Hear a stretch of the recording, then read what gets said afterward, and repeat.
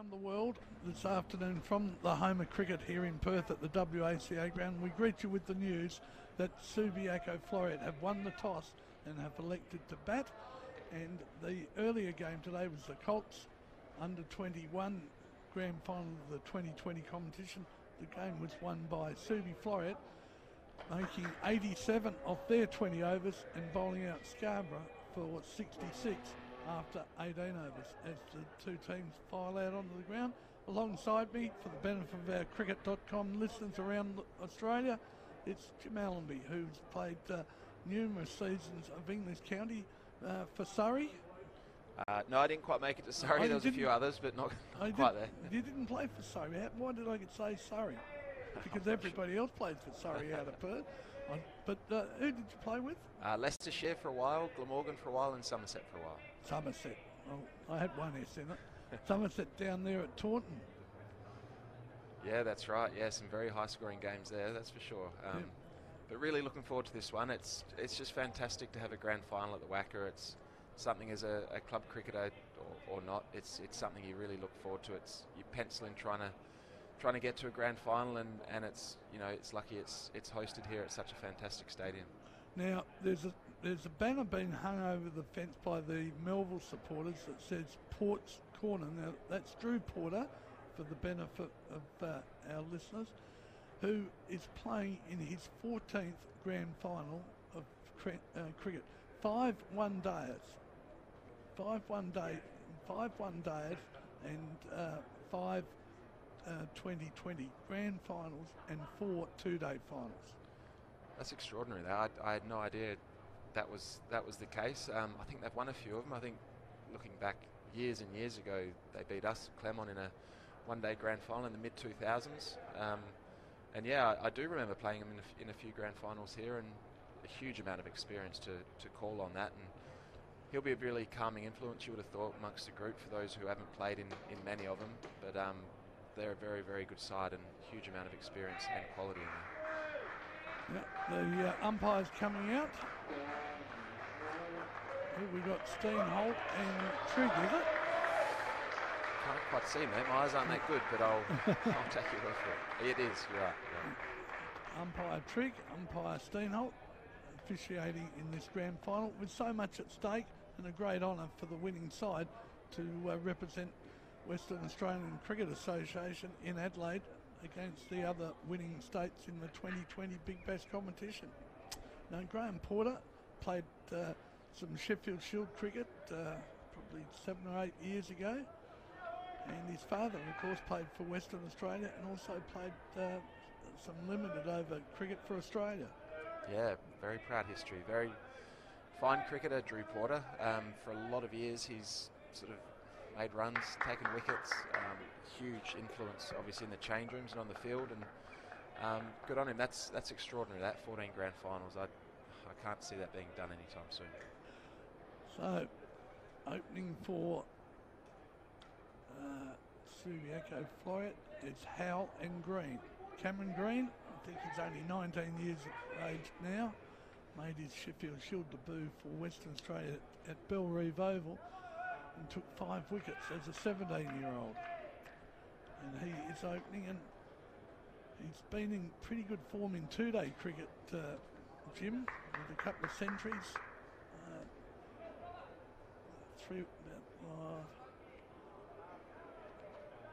Just trying to think, 3 weeks ago? I think 3 weeks ago was the second, and because we played him the following week and he wasn't there. But yeah, 200s in 2 games, and I think both of them might have been chasing, and I think both of them might have been in wins. So clearly a very, very good player at this level, that's for sure. Now it's Turner from the Lilymar stand end, bounding in now. The first ball of the grand final is right up in the block hole, played out towards point, sets off for a run and is sent back.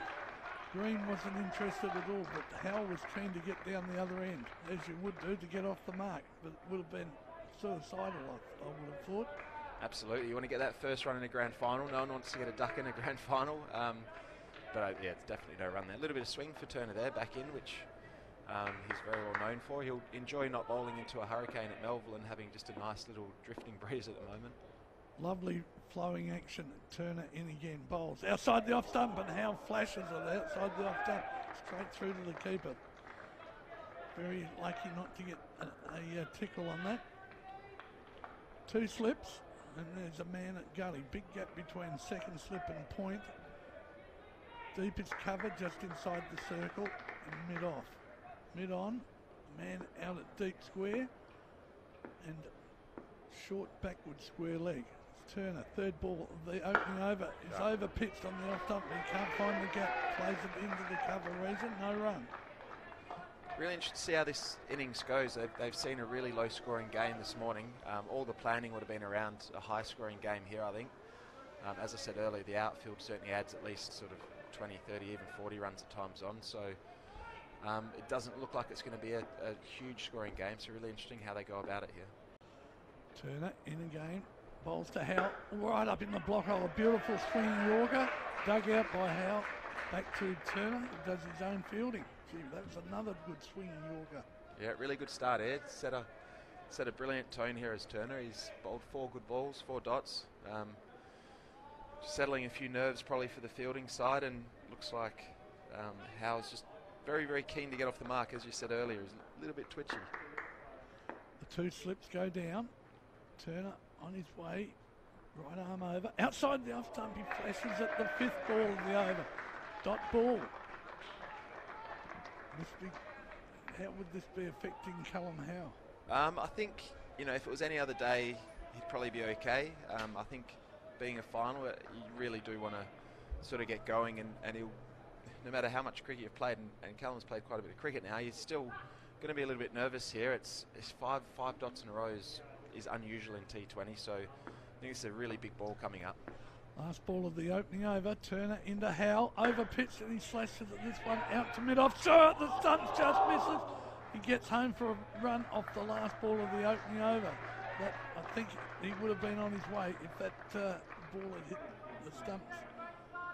He would have been out by a couple of metres there. It's just a little bit of nerves coming through there, and the fielder was pretty close. That's great start by Turner there. Hopefully that just sort of settles Howe down a bit, but he's still 1 off 6 balls. You do look up, and when there is a scoreboard that you see the balls faced, which is unusual in club cricket, it's can put a little bit more pressure on you if you're not sort of going as quick as what the skipper or the coach want you to. So interesting to see how this over goes now. It's if this is another good over to back it up, it could put them right under a bit of pressure. Ryan Duffield, former West Australian opening bowler, who in his first season of Sheffield Shield cricket, I think from memory, took 42 wickets. Yeah, brilliant bowler when he first started. Duff, he's fast, swung it.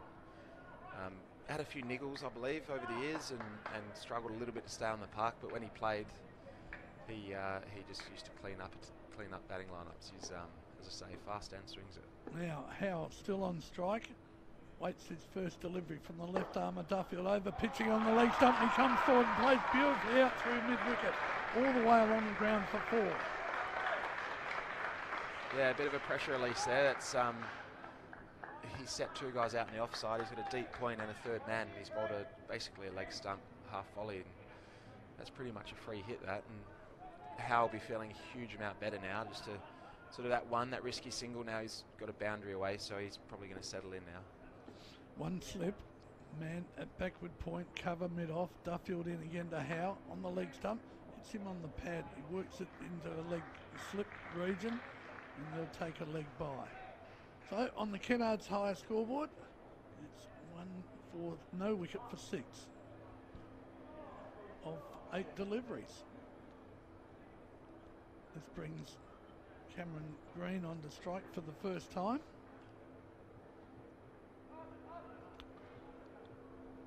Having a look around the field, tall young man.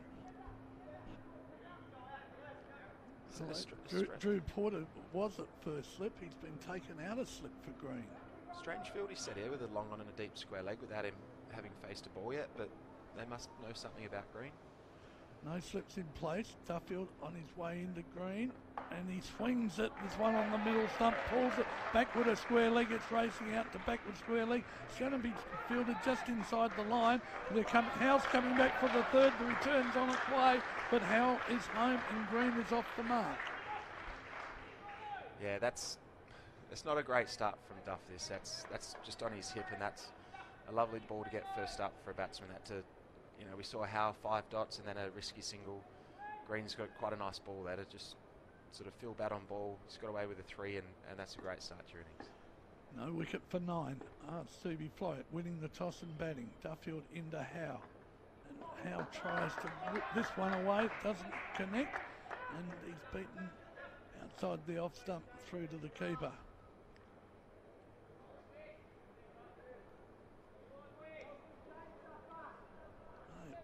Subiaco-Floreat winning the toss and batting against Melville. After Subiaco-Floreat's Colts won the 2-day the 2020 competition. They haven't won the 2-day competition yet. Don't worry, Jim. Duffield in again. Another lusty swing outside the off stump of the ball that beats him for pace. Howe just rehearsing the shot. I think that might be a little bit of uneven bounce there. That's not bounced as much as the previous ball. So if the Melville bowlers can hit a length really hard here, it's not going to be easy for the Subi batsman. That's a really good bit of bowling the last 2 balls. He's come back in, hit the deck hard on off stump. Maybe a little bit floaty early and then just got his length wrong. So last couple of balls have been much more like we'd expect from him. The man at deep cover has now come into a regulation cover. It's Duffield into Howe again, and another lusty swing doesn't connect. The last 3 balls outside the off stump been pulled out through mid wicket, hasn't connected. Yeah, he's just trying to hit the ball over to the new stadium at the moment. I can see it over in the distance, and I reckon if he connected with that one, it might have got halfway there. That's a big swing, and I just think on this pitch you don't need to swing that hard. If you get good contact on the ball, the outfield's so quick that it's going to race away.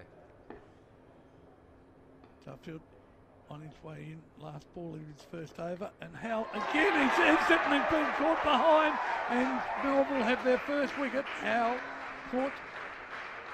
Duffield is elated after being hit for 4 off the first ball of the over. He's come back well, Jim. Yeah, that's really good last 3 balls. As I said, the first ball was a bit of a warm-up ball, bit of a gimme, and then Green's first ball wasn't great, but the last 3 he's hit a length off just over off stump, and Howe's tried to sort of hit across all 3 of those and try to hit all of them basically over cow corner. So Duff held his nerve, kept it in the pitch, and showed the quality that he's got. And I think Howe might be a little bit disappointed with that innings, because that's 5 off 12 balls with maybe 6 or 7 across the line sort of swipes that he's missed. So he may feel like he could have been a little bit smarter there and just used what is a decent surface and a very quick outfield a little bit better, because he is a quality player there and he can be very, very dangerous. So after 2 overs on the Kennards High scoreboard, Subi-Floreat are 1 for 10. Duffield over cost him 8 runs. Is that right? Yeah, it did. There's a leg by in there as well. Oh, yeah. So he's ended up with 1 for 8, and he's away in this game as well. He'll played a lot of cricket, but still it's a grand final, so there'll be a few nerves there. So that'll settle him down as well, and he's fully into this game now.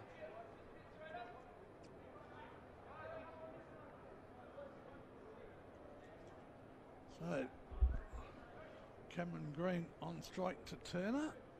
Just waiting for the field to get into position.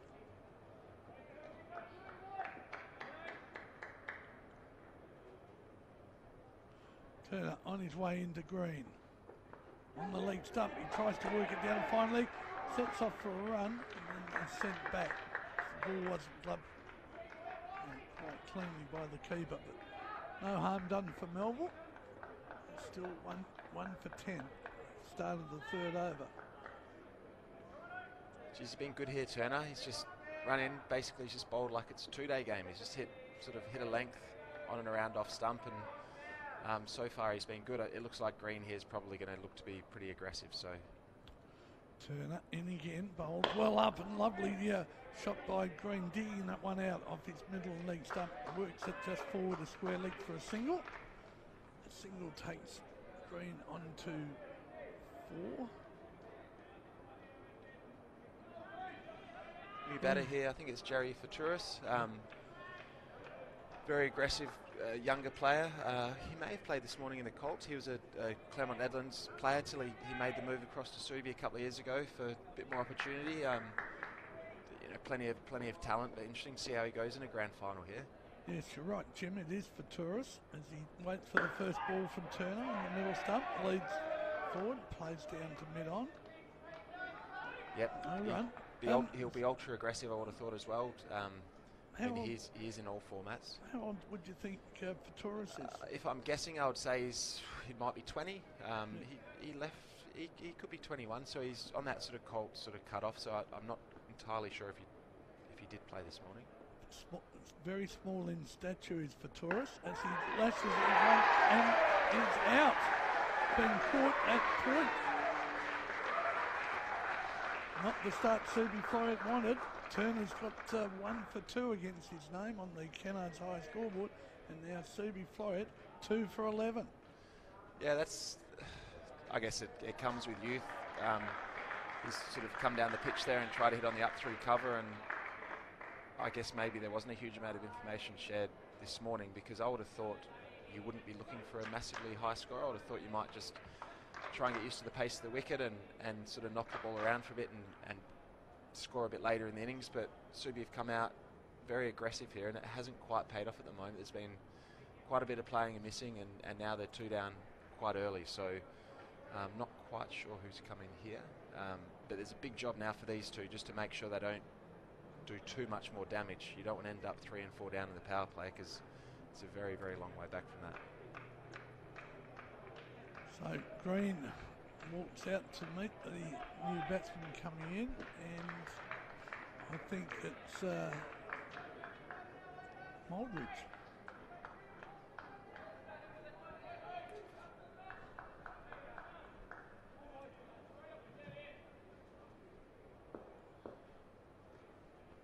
Turner on his way in to the new batsman, and it's right up in the block hole on the middle stump. Dug out, driven down to mid-on, no run. Don't know much about Moldridge. No, I've not seen a huge amount of him play. He's going to have to give himself a chance here, because the ball is not coming on completely as expected. So he's going to need a bit of skill here, rather than just sort of standing there and whacking it, because that hasn't quite worked yet. Turner on his way again, right arm over, down the leg side. He tries to work it down the leg side. A wide signal by umpire Trent and Steenholt. No, it's just changed again. It says lane now, so equally I'm not lane. Quite sure. Scoreboard says lane. We'll go with lane. Okay.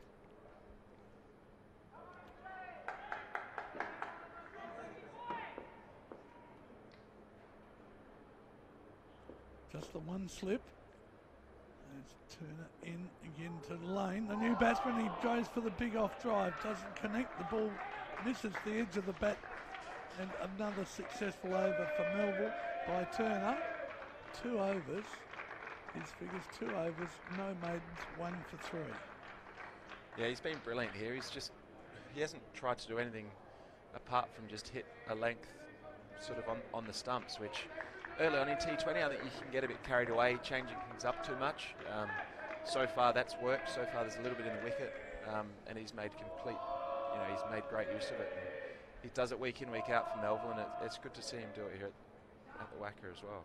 Ryan Duffield to continue from the Prendeville stand in, left arm over, past the umpire into Cameron Green, well up on the middle stump, Green forward, plays out to short mid-wicket, no chance of a run there. Well played that, nice and still, Green so far. He hasn't moved around the crease, he's just letting the ball come onto him. Probably is aware that it's not a 200 pitch, so he's just going to sort of let the bowlers come to him a little bit. He knows he gets anything slightly loose, gets a little bit of bat on it, it's gone for 4. Just the one slip. Duffield in again to Green. Outside the off stump, he cuts it just wide of the man at point, down deep to man. Fielder just inside the rope. Green on his way back. He's home for 2. Good hard running, good piece of fielding, good cricket all round. Fantastic that. I don't know who it is down there at third man, but he's run. I mean, this outfield here, it's so quick that it's so unusual when you're not used to it. The ball comes at you a lot quicker than you expect, and he's got around really quickly. They picked up and almost got a run out. And equally, Green clearly trains with the Scorchers, and they're the best sort of side at running twos that there is in the country, and he's shown his pace there and shown his athleticism. Green moves to 6 on the Kennards higher scoreboard. Floreat 2 for 14. It's Duffield in the green again. Outside the off stump, he tries to cut. Doesn't connect. Ball flies under the bat through to the keeper. So it's 2 for 14. Subiaco-Floreat winning the toss and batting. A 2 for 14. Duffield has 1 for 10, and Turner has 1 for 3. The 2 bowlers used. Duffield in his second over. At the top of his mark from the Prendeville stand end.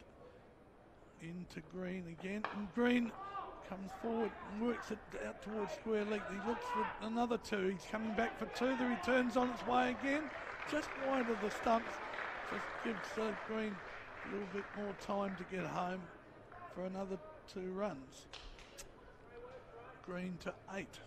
Cameron Green, the West Australian warrior, playing as a batsman only for Subi-Floreat in this 2020 grand final. Another really good piece of running, that. Brilliant to see. Duffield in again, bowls to Green. Green comes forward to a good length ball on the middle and off stump. Ends on the offside, no run. Deep set field, Jim. Got the 2 men out at deep forward square leg, and the other one is down at deep backward point, in deep third man position. Yeah, it's good field this, sort of allowing Duffield just to sort of hit the pitch nice and hard. As much protection as you can have really in the first 6. The other fieldsman just inside the circle. As the next ball, a slower delivery from Duffield. Green very watchful, just comes forward and dabs at it, and knocks it out towards point. The end of Duffield's second over. 2 overs, no maidens, 1 for 12 for Ryan Duffield. Yeah, good start, especially after getting hit for 4 first ball. I think he went for a 3 on his 3rd ball, so I think he might have had none for 8 off 3 or 4 balls, and since then his next 10 have gone for 1 for 2. So he's come back great from a little bit of a loosener, but his last sort of over and a half's been fantastic, and huge over in the game this now. Looks like Porter's coming to have a bowl in his 14th grand final. So yeah, big over in the game this. Drew Porter on his way in and bowls well up down the leg side to lane, and been signalled a wide. Just shaved out the leg stump. The batsman wasn't good enough to hit it, and it's been signalled a wide. Oh, this as a batsman, you're filthy at that. If you get a little tickle on it, that's racing away for 4. So yes, they get another ball, but that's an opportunity to get a boundary there. 2 for 17 now, Subi-Floreat. Porter in again. Delane wraps him on the pad, going down the leg side. They're racing on for a leg by a throw at the stump. Would have had him out. Green called Lane through. The ball just virtually dropped at his feet, and Green was probably 3/4 of the way down the wicket. When Lane looked up, he had to take off. Yeah, that's the thing when you're a big, fit, I guess, quicker player. You do have to allow for the bloke at the other end as well, and he's obviously got a bit of pace about him, Green, but he's just going to need to make sure his partner at the other end is just as quick. 2 for 18 now, Subi-Floreat in the 5th over. Porter into Green on the off stump. Nice sound of a ball hitting the bat. Just defended out towards gully, no run. Yeah, good start here from Porter. Wide first ball, but since then he's hit a length, and even that ball hit a length nice and hard. Good carry through to the keeper, and certainly looks up and about here. The boys look very up for it, the Melville lads. It's been a good start by them. Drew Porter in again, no slips in place, just a ringer fieldsman inside the circle on the leg stump. Green works it nicely off his hip out towards square leg for a single. You know, I can't see Kadir out there, mate. I'm not sure he is playing. He was in the 12, and he's named in the 12, but I don't see him out there. I'm not sure he's actually playing, so I wonder if he's had a late call up to the Scorchers squad, or...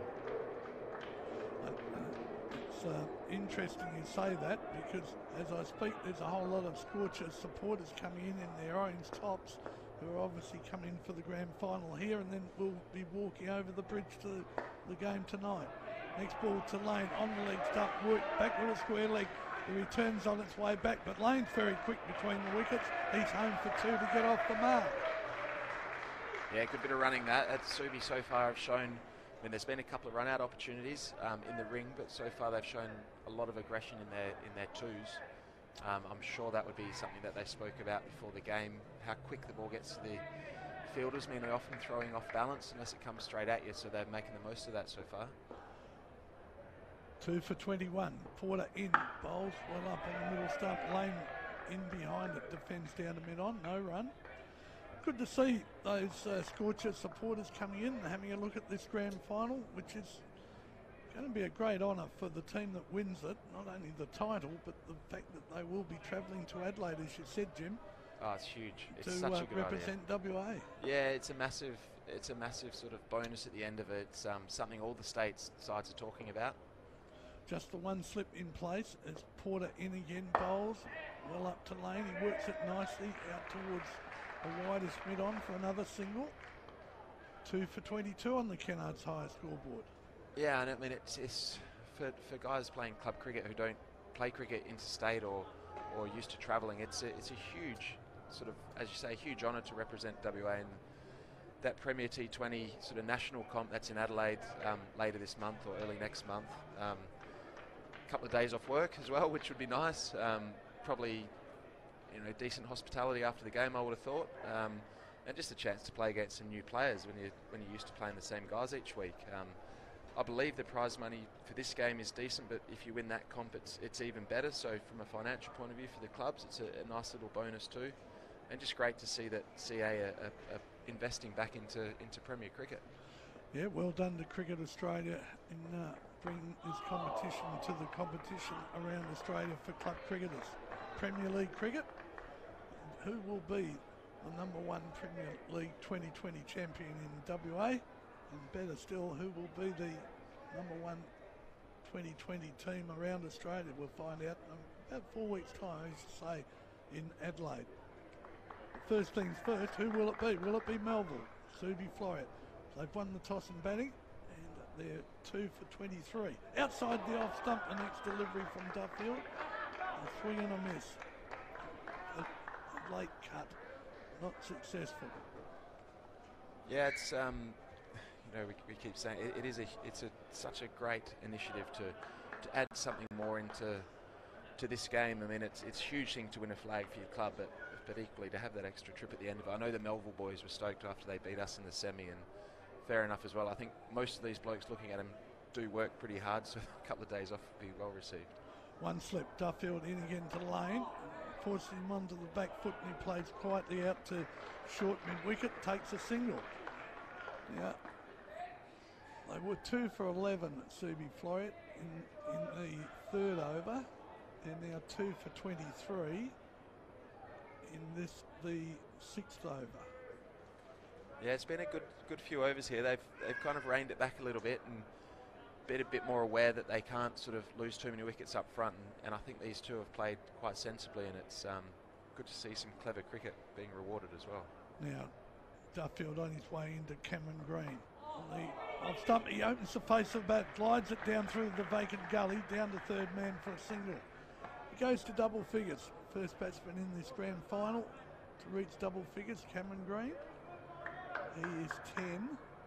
Lane is 4. Subiaco-Floreat 2 for 24 in the sixth over. Hope you're enjoying our coverage here from the WACA, the home of cricket in Perth. Western Australia at the WACA in Nelson Crescent. Next ball outside the off stump, cut away to cover. No run, he hit it too well. He's hit other shots not as hard as that, Jim, and they've been able to get a single, but he hit that too well. Yeah, he did. He's striking the ball lovely here, actually. He's letting the ball come, and a couple of guys early maybe sort of ran at the ball and were trying to overhit it a bit, but these two have just sort of reined it in a bit, and big ball to finish the power play this. Either way, to get a bit of momentum going into that next phase of the game. 2 for 24 as Duffield in and bowls. And he's hit this hard and high over the backward square leg. It's fallen safe. They've got one coming back for 2. The man out at deep backward square has run round to do the fielding. So, as you say, Jim, the end of the power play. 6 overs down, and Subiaco-Floreat winning the toss and batting, a 2 for 26. Yep, very even game at the moment.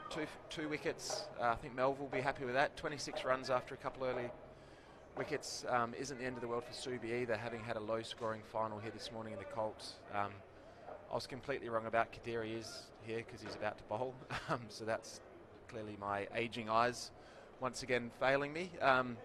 This is a huge part of the game here. Kadir, you know, he's got a lot of quality. He hasn't had the best big bash in every game, but when he's been good, he's been really good. And this is where Green's going to be a massive player for Subi, having faced him, I'm sure, in the nets. You know, he's played a bit of big bash with him, so they know each other. He won't be overawed by facing the international player for the Scorchers. But if you can get off to a good start, Kadir, here, and get a wicket, you can really get a roll on. And if the Subi lads don't pick him, it could be a really, really tough couple overs there. Well, let's have a look at the field, Jim. Kadir's got a man out at deep square leg, deep long on, deep long off, deep cover. A man just inside the circle at backward point, a slip, a deepish backward square. Yeah, and he's just put his mid-wicket back as well. He was going to keep him up, but looks like he's going to put him back, maybe give him a chance to settle, then bring him up. All right, here's Kadir with his first delivery, well up. And, nicely played by Green, coming down the wicket, strikes it out to that man you just described, Jim, coming in at deep mid-wicket to keep the scoring down to a single. That's another run to Green. He goes to 11. Lane is 6, and on the Kennards' higher scoreboard, Kennards make it easy. It's 2 for 27, Subi-Floreat. Kadir into Lane, tosses it one well up, and Lane drives it down to deep long off. Another single. Yeah, that was one he potentially could have got a bit greedy with there. That's basically a wide full toss, and that probably should have gone through cover for at least a 2, maybe a 4, but not quite found his length yet, Kadir.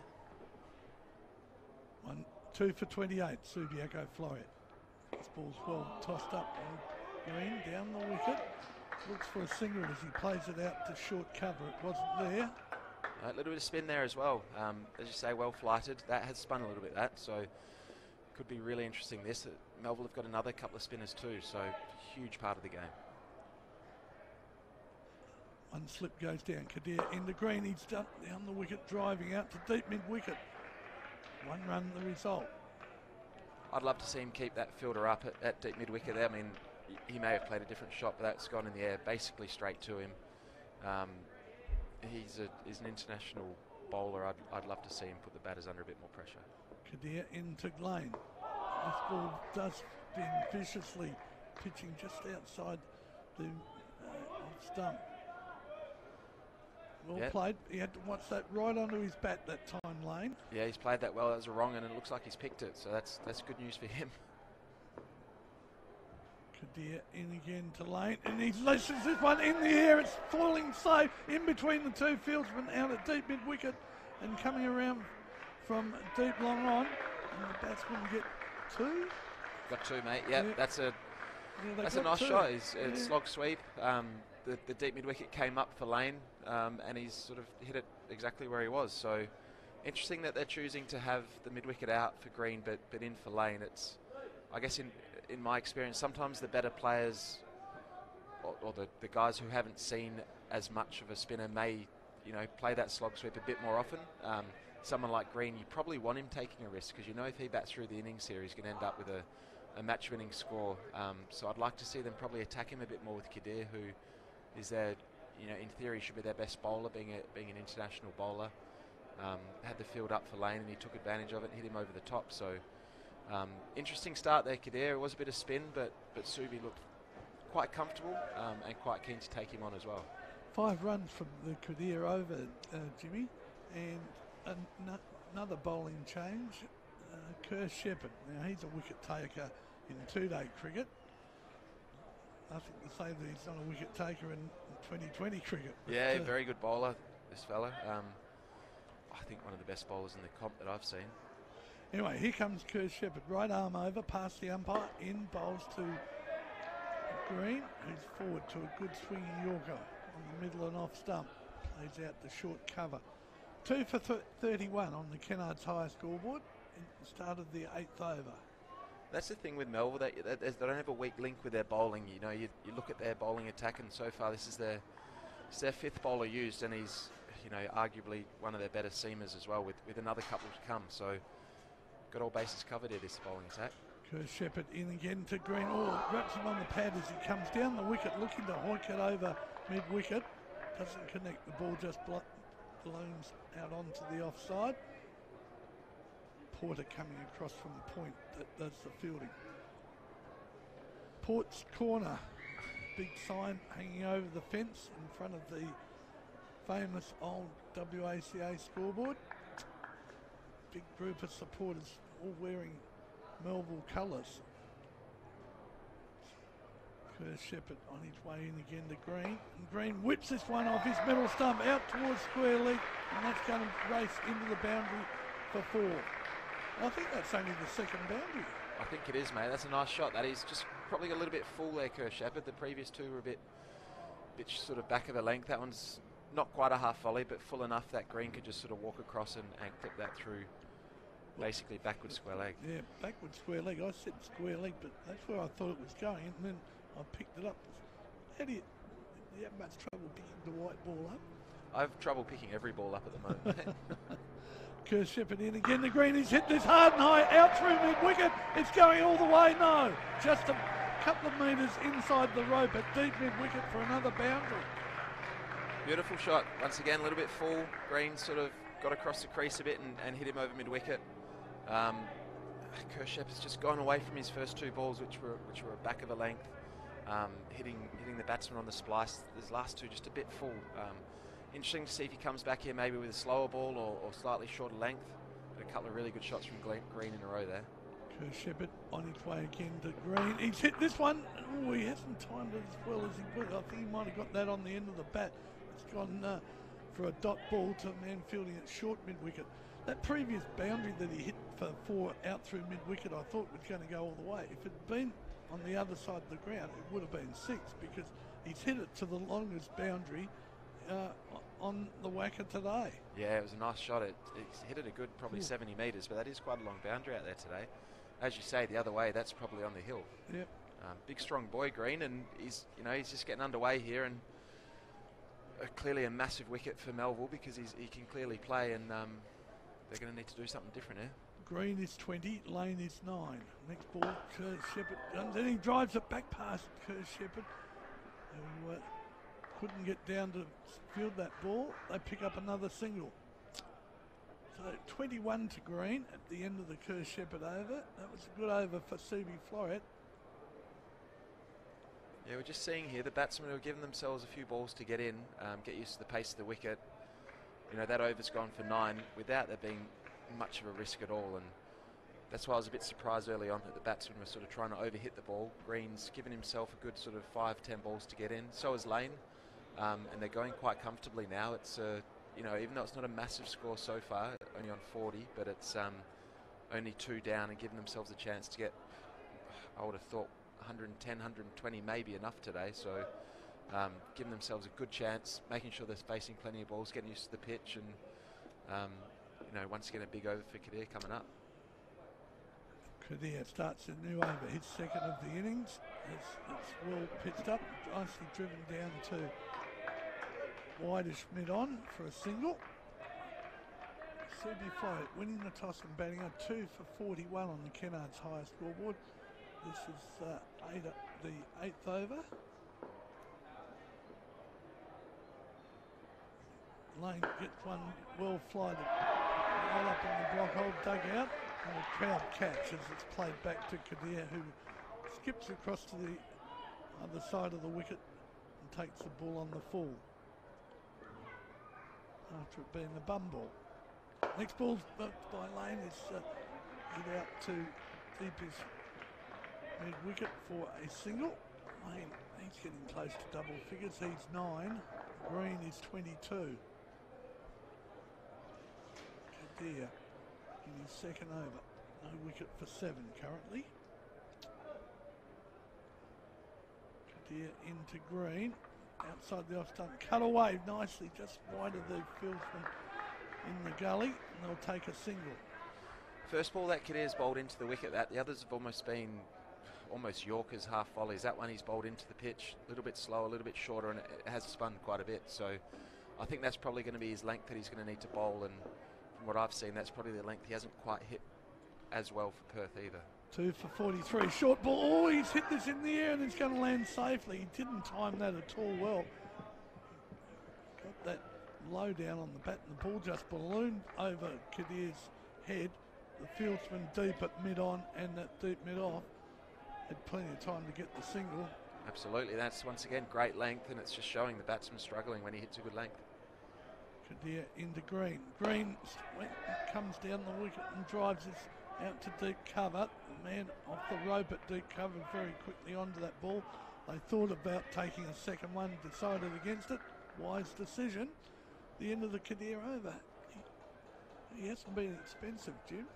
No, he's gone for 10, but you know, being hypercritical, I guess you get a guy who's an overseas player in a big Bash League franchise in a club final on what is a used dry wicket. You probably want to see him creating a few more chances. He's clearly a fine bowler, otherwise he wouldn't be here, but probably just struggled with his length a little bit there. He's just a bit full.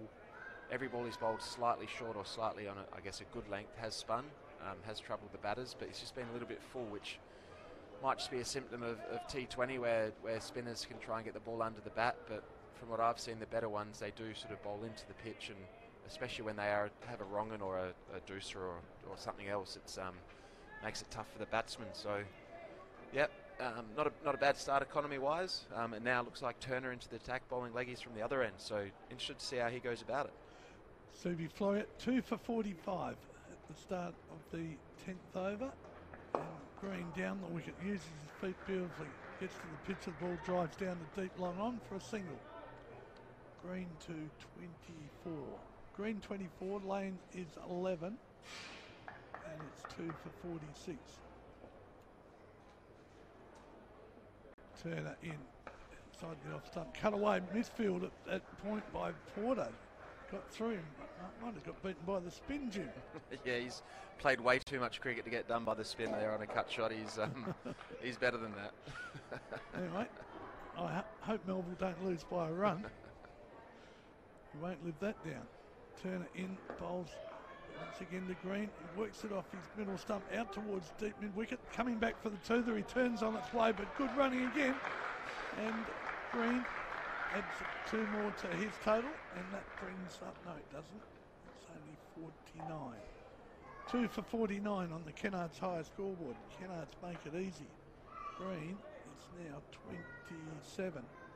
Lane is 12. They came together at 2 for 11. So 38 run partnership. Turner into Green, down the wicket he comes, and well bowled by Turner, has Green defending.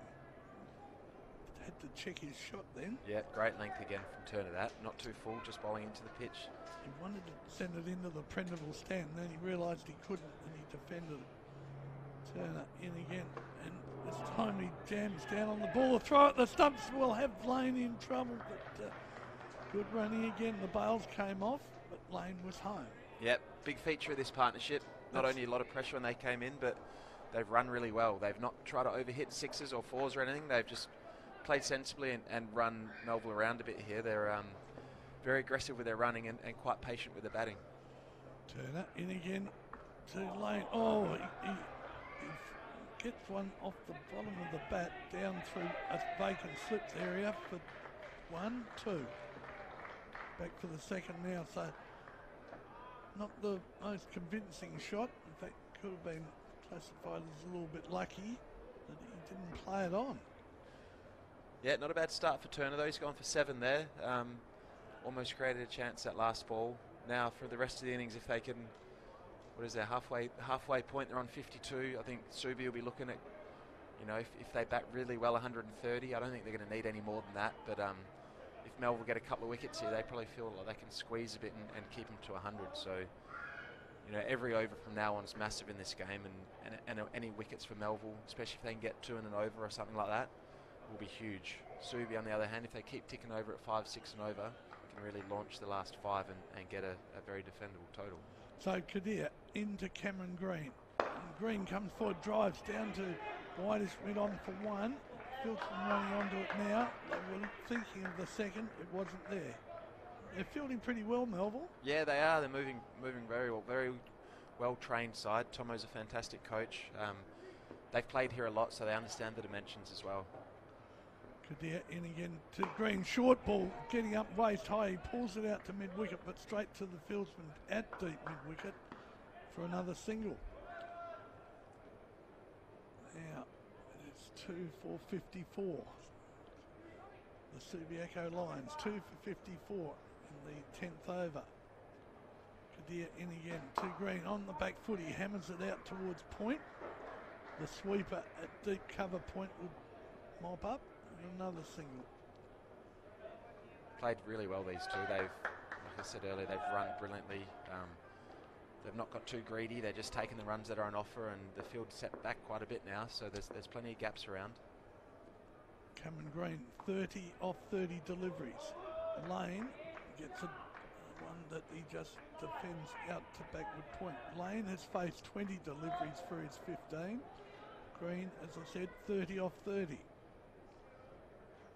And this is the grand final of the Premier League 2020 competition in Western Australia. As this ball's being pulled backward a square leg for another single. Man out at deep square leg will do the fielding. Lane goes to 12. 16, I think he's on. Oh, sorry, you're right. 16. No, he's played well. He's 16 off 22. His strike rate's not amazing, but what he's done is he's hung in there with Green. They've built a fantastic partnership so far. Kadir into Green, and he goes on one knee, sweeps it beautifully out forward a square leg for 4. What a beautiful sweep shot. And that came very sweetly out of the squeeze. Yeah, that's brilliant batting that. That's, showing his class a bit here. It's a big fella. He's using his reach. Kadir has been a bit full. I know I keep harping on about it. He's been a bit full, and he's taken advantage there, and I think that over's gone for 8. So a 7, then an 8, 2 overs in a row. And what Subi are doing here is building up brilliantly for the back end of the innings here. Kadir's bowled 3 of his 4. I'd be amazed if Melville don't go back to a seamer here and try and break this partnership, because at the moment they're playing the spin pretty well. Lane happy just to tick it over and give Green the strike, and Green's playing a brilliant knock so far. Now Turner will continue, and he's into Lane, and Lane's hit it hard and high over extra cover. That's all gone all the way. That is 6. Wow, beautifully timed shot, Jimmy Elmy. That's a great shot. You don't see many players play that in Australia, that over cover. It's with the breeze, yes, but that just come down the wicket, come inside out over cover with the spin, and that's a high-class cricket shot. I'm not sure if that's where he was aiming initially, but the ball was a bit wide on him, and he's hit it perfectly, and that's a great shot. Well, what I liked about it was that it didn't go straight up, it just went virtually flat. When it landed, it pitched and went over the fence and probably about 14 rows back. Yeah, brilliant. Lane gets next delivery. He's gone for the same shot, but he's pulled it this time out to mid-wicket for a single man out there. Yeah, big time in the game here. They've obviously decided it's time to have a bit of a dip here. A few wickets in hand. 2 for 67. Yeah, huge. A couple of wickets here they need, Melville. Otherwise, it's going to be a big target. Lane to 23. Green is getting into the action. He drives along the ground down to deep long off for a single. Green is now 35. Lane is 23 off 24 deliveries. And Green 35 off 32. It's 2 for 68, and he's going to be caught. No, he's not. He'll be caught by the Seagulls. Out at deep long off for another 6 to Lane. Well, he's just decided it's time to get going. That's an even better shot. He's come down. That was a very well fighted ball from Turner. He has tossed that one up, probably looking to get him stumped maybe. But Lane's come down and whacked that 30, 40 metres over the boundary line. That's a big hit, that. It is the shortest boundary maybe. It's with the breeze with the Freo Doctor, but he's got that up in the air, and that's gone a long, long way. Mid-off, I think it's Ryan Duffield out there. Just watched it sail over his head, and it's actually gone over the stands. That's a fantastic shot again from Lane. Beautifully timing. Yep, once again giving himself a chance. He's not trying to overhit the ball early in his innings, and now, as we know at the WACA, once you're in, it's one of the best places in the world to bat, and he's hit, I think, 13 off his last 3 balls. Yeah, got an SMS question for you, Jim, at the end of the over. Now Turner in, bowls to Lane on the middle stump. He's pulled this back with a square leg, man running round at deep square leg. He won't get it. No, he won't. It's another boundary. Ooh. This is costing Melville plenty. This over from Turnbull. Turner. I think they might have wished they'd bowled Turnbull this over, mate. This has been expensive. This has been fantastic batting, though. There's not much you could have done about this. There's some really good shots being played. Turner in bowls to Lane. He defends out in the offside. Green half-heartedly called him for a single and then said no because he realised he was on the back foot. So at the end of the over, 2 for 78. That over went for 25. 18, I think, mate. He went for 7. Oh, that's his total figure. Sorry. Still a big over. Yeah, going to go with Kadir again as well, which is surprising. 7 off his first over and 18 off that one. You're right, Jim. By the end of the innings, I might have the scoreboard worked out. But nevertheless, that was a very good over for Subiaco-Floreat, who are now 2 for 79. 2 for 78. Kadir into Green, who drives down to long on for a single. It is now 79 now. Green is on 36, and Lane, it's nearly caught him, he's on 33. 33 for Lane off 27. Kadir into him now. Ball hurries onto him. He goes back and across and defend onto the onside. Kadir does his own fielding.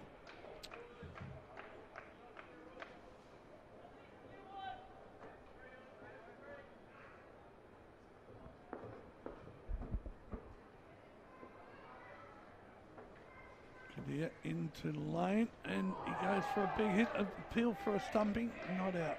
Plenty of spin there. Encourage the Subi bowlers. They'll have at least 2 left-arm spinners and probably at least an offie as well. So just seeing there, then there's a bit of air on the ball and it's bowled onto a good length. That's spun considerably past the bat.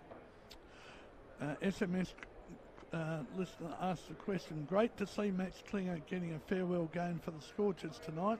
Thoughts on sharing Scorcher games between the WACA ground and the new stadium? We'll discuss that when we get a chance, as the next ball's been played out. And the ball was played out to wide extra cover. Philkin looked like he had it covered and went to pick it up, but it went over his hand into the rope. Yeah, that's what can happen when the momentum's against you. That's that ball had almost stopped, to be honest, and he almost kicked it over the line. That's another fantastic shot, but that really should have been reeled in. Kadir on his way into Lane again, and he tries to pull this one, doesn't connect. Another ball bowled into the pitch that spun, kept a little low. Ball before quite full, and Lane whacked it over cover like the previous over. That one there has spun again, so once again, great signs for the Subi boys. 2 for 83 in the 11th over. Next ball is played out through extra cover. Applause for the Philkin for cleaning that cleanly, and the Water boys charge out into the middle of the WACA ground. It's 2 for 85 on the Kennards high scoreboard. They were 2 for 11 in the 3rd over. And now we've had 10 overs, 11 overs. No, 13 overs. We've had 13 overs. Was that overs? No, all right. Yep, I'll go with you, Jim. We've had 13 overs, 2 for 85. Green is not out 36. Lane is not out 39. Lane 32 balls received, and Green 33. What was the question before? The question was, first of all, congratulations to Michael Klinger and good luck to him. Absolutely. And the Scorchers tonight. Let's hope the Scorchers can send him out in a winning vein, but certainly well done. And the question is, should they share the 2020 games next year, the Scorchers, between here and over the river at the new stadium? I don't think that'll happen. I think they'll still be at the new stadium This ball is well up, and Green comes down the wicket driving. Looks for a second. Lane isn't interested in the second run. Yeah, Kerr Shepherd back in the attack here, so they have gone back to seam. Yeah, interesting one. I think the new stadium hasn't quite worked for whatever reason in terms of on the field. I think off the field it's gone pretty well. I think with a few more wins, would have seen some bigger crowds go there, but I think the Scorchers are pretty committed to that new stadium. As much as, you know, the Furnace or the WACA was a bit of a fortress, I just can't see him moving back here. Kerr Shepherd in, bowls to Lane. Oh, he's caught, low down, angle height. He's standing his ground. He's not, yes, he's walking now. He wasn't convinced that it was a clean catch. But Lane is out. Kerr Shepherd gets his first wicket, and Lane is out for 39 of 32 deliveries. That's a fantastic innings out. I'm not entirely sure why he stood there. He's hit the ball to cover in the air and it's been caught. I mean, I wish that wasn't out, but unfortunately it is. I think he may have thought he hit it into the ground. There's no doubts about the catch. There's nothing to do with the fielder. He may have thought he hit it into the ground, but he hasn't. He's hit it straight to cover, and that's a fine knock. That's a big, could be match-winning innings for his team there. 39 off 32. Not just that, but he's batted really well with Green, allowed Green to sort of just knock it around, and his last 5 balls, I reckon, he scored 15, 20 runs. So great job for his team, and he's come in, not one of their, I guess, higher profile players, but that innings there is of very high class, and some of the shots against the spin were brilliant. So they came together at 2 for 11 in the third over. They've been broken. It's taken 10 overs for that wicket to be taken by Melville, and they've added 75. Yeah, really good partnership that, and coming quite quick time. Hopefully now, I guess from a Subi point of view, it looks like Lily's come in, made a few runs this year as well, and quite an enterprising player. He'll look to sort of hit the ball all around the ground and run quite hard. Intelligent player, and has plenty of shots. So if he can get going straight away and not put any pressure on Green to sort of try and up the scoring and let Green just keep ticking along, this could be a massive score in the context of the game and on this pitch as well. Very pleased to see Melville bring the seamer back on. I think they may have just drifted with spin there and got immediate rewards. Kerr Shepherd first delivery into Lily outside the off stump. He beats him for pace. Playing forward, hanging the bat out, just missing it, going through to the keeper. Good delivery. Yeah, interesting one with the Scorchers. I mean, it's not, if you're watching and you say, well, they win at the WACA, not at the new stadium.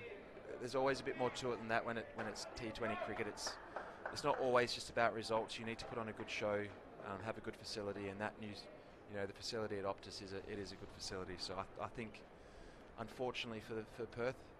Around the wicket, Kerr Shepherd comes into Lily, goes forward, plays out to cover. He's off the mark with a single. I think unfortunately for Perth, it's probably going to take a couple of years till they get used to the conditions, and it becomes more like a home ground for them, because they may have felt this year like they've played every game away because they're not quite used to the stadium, but the squad's that good, and with a couple new signings and maybe a couple of guys sort of retiring or whatnot, then they'll freshen up, and I'm sure they'll be right to go again next year. Kerr Shepherd now to Green, coming over the wicket.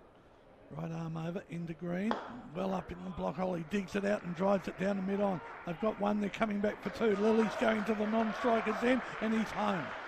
Great piece of running from Lily that. He didn't even look. Once he saw it was slightly wide of mid-on or long on, he's just run, touchdown and gone, and that's continues this theme of aggressive running from Subi, and it's obviously been a plan that they're going to put Melville fielders under pressure, and they've done it absolutely brilliantly so far. 3 for 89, Subi-Floreat winning the toss and batting. Cameron Green, the young warrior playing for the Subi Lions this afternoon, is on 39. He gets the next ball on the off stump, and he virtually plays tip and run, hitting it out to the man fielding at short, wide extra cover, and they get a single. As soon as he hit it, he was off. Yeah, great. End of the over, a wicket in the over for Kerr Shepherd. 2 overs, no maidens, 1 for 14. Kadir has been bowled out. His 4 overs cost 25. Drew Porter back on. You may be able to hear on the mic the Portsy's corner there, singing out his name. obviously got a bit of a following. 14, as you said earlier to our listeners, Jim, 14 grand finals he's played in all forms of the game. 2-day, 50 over and 20-20. Wide of the off stump, Green slashes it out through extra cover for one, coming back for two. The return's on its way again to the non-striker's end, and Lily is home. Gee, they're putting the screws on Lily, throwing to his end all the time.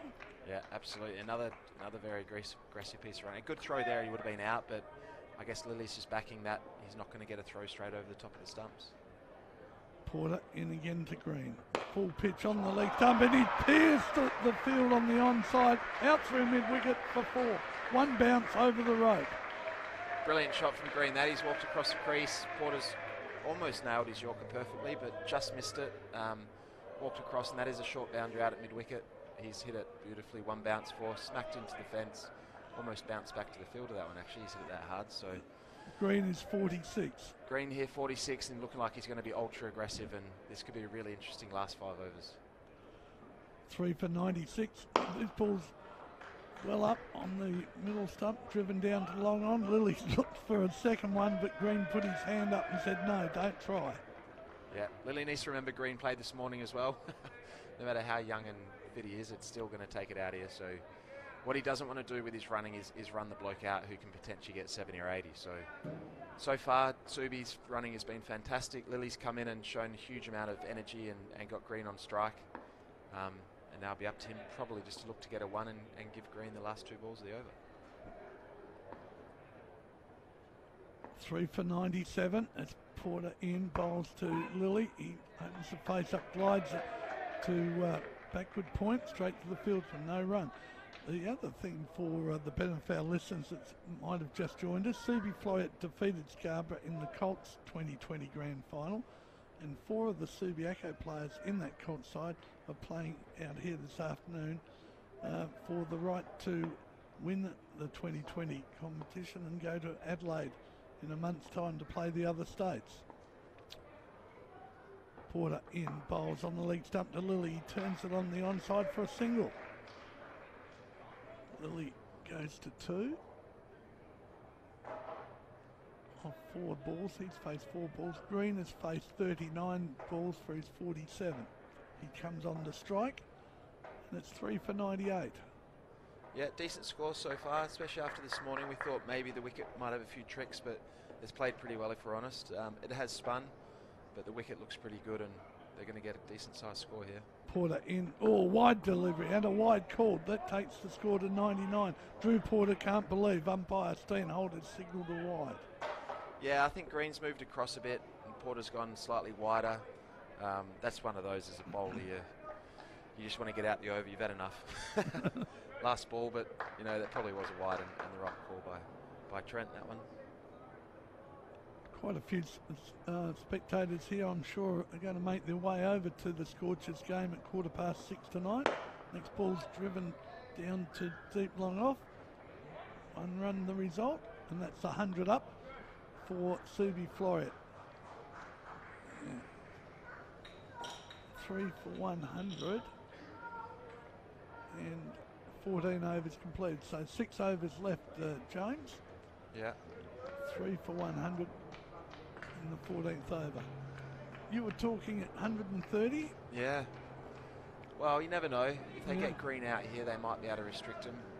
I think 130 is probably going to be about par. As I say, the wicket has spun and the bounce has been, it's been fine, but the odd one is sort of keeping a little bit low. So, you know, it's a big part of the game. This they need to get Green out basically, because if he's still at the end, the way he's swinging now, he's going to have another sort of 30 or 40 runs himself. So they need to find a way to get him out, because keeping him off strikes proving quite difficult.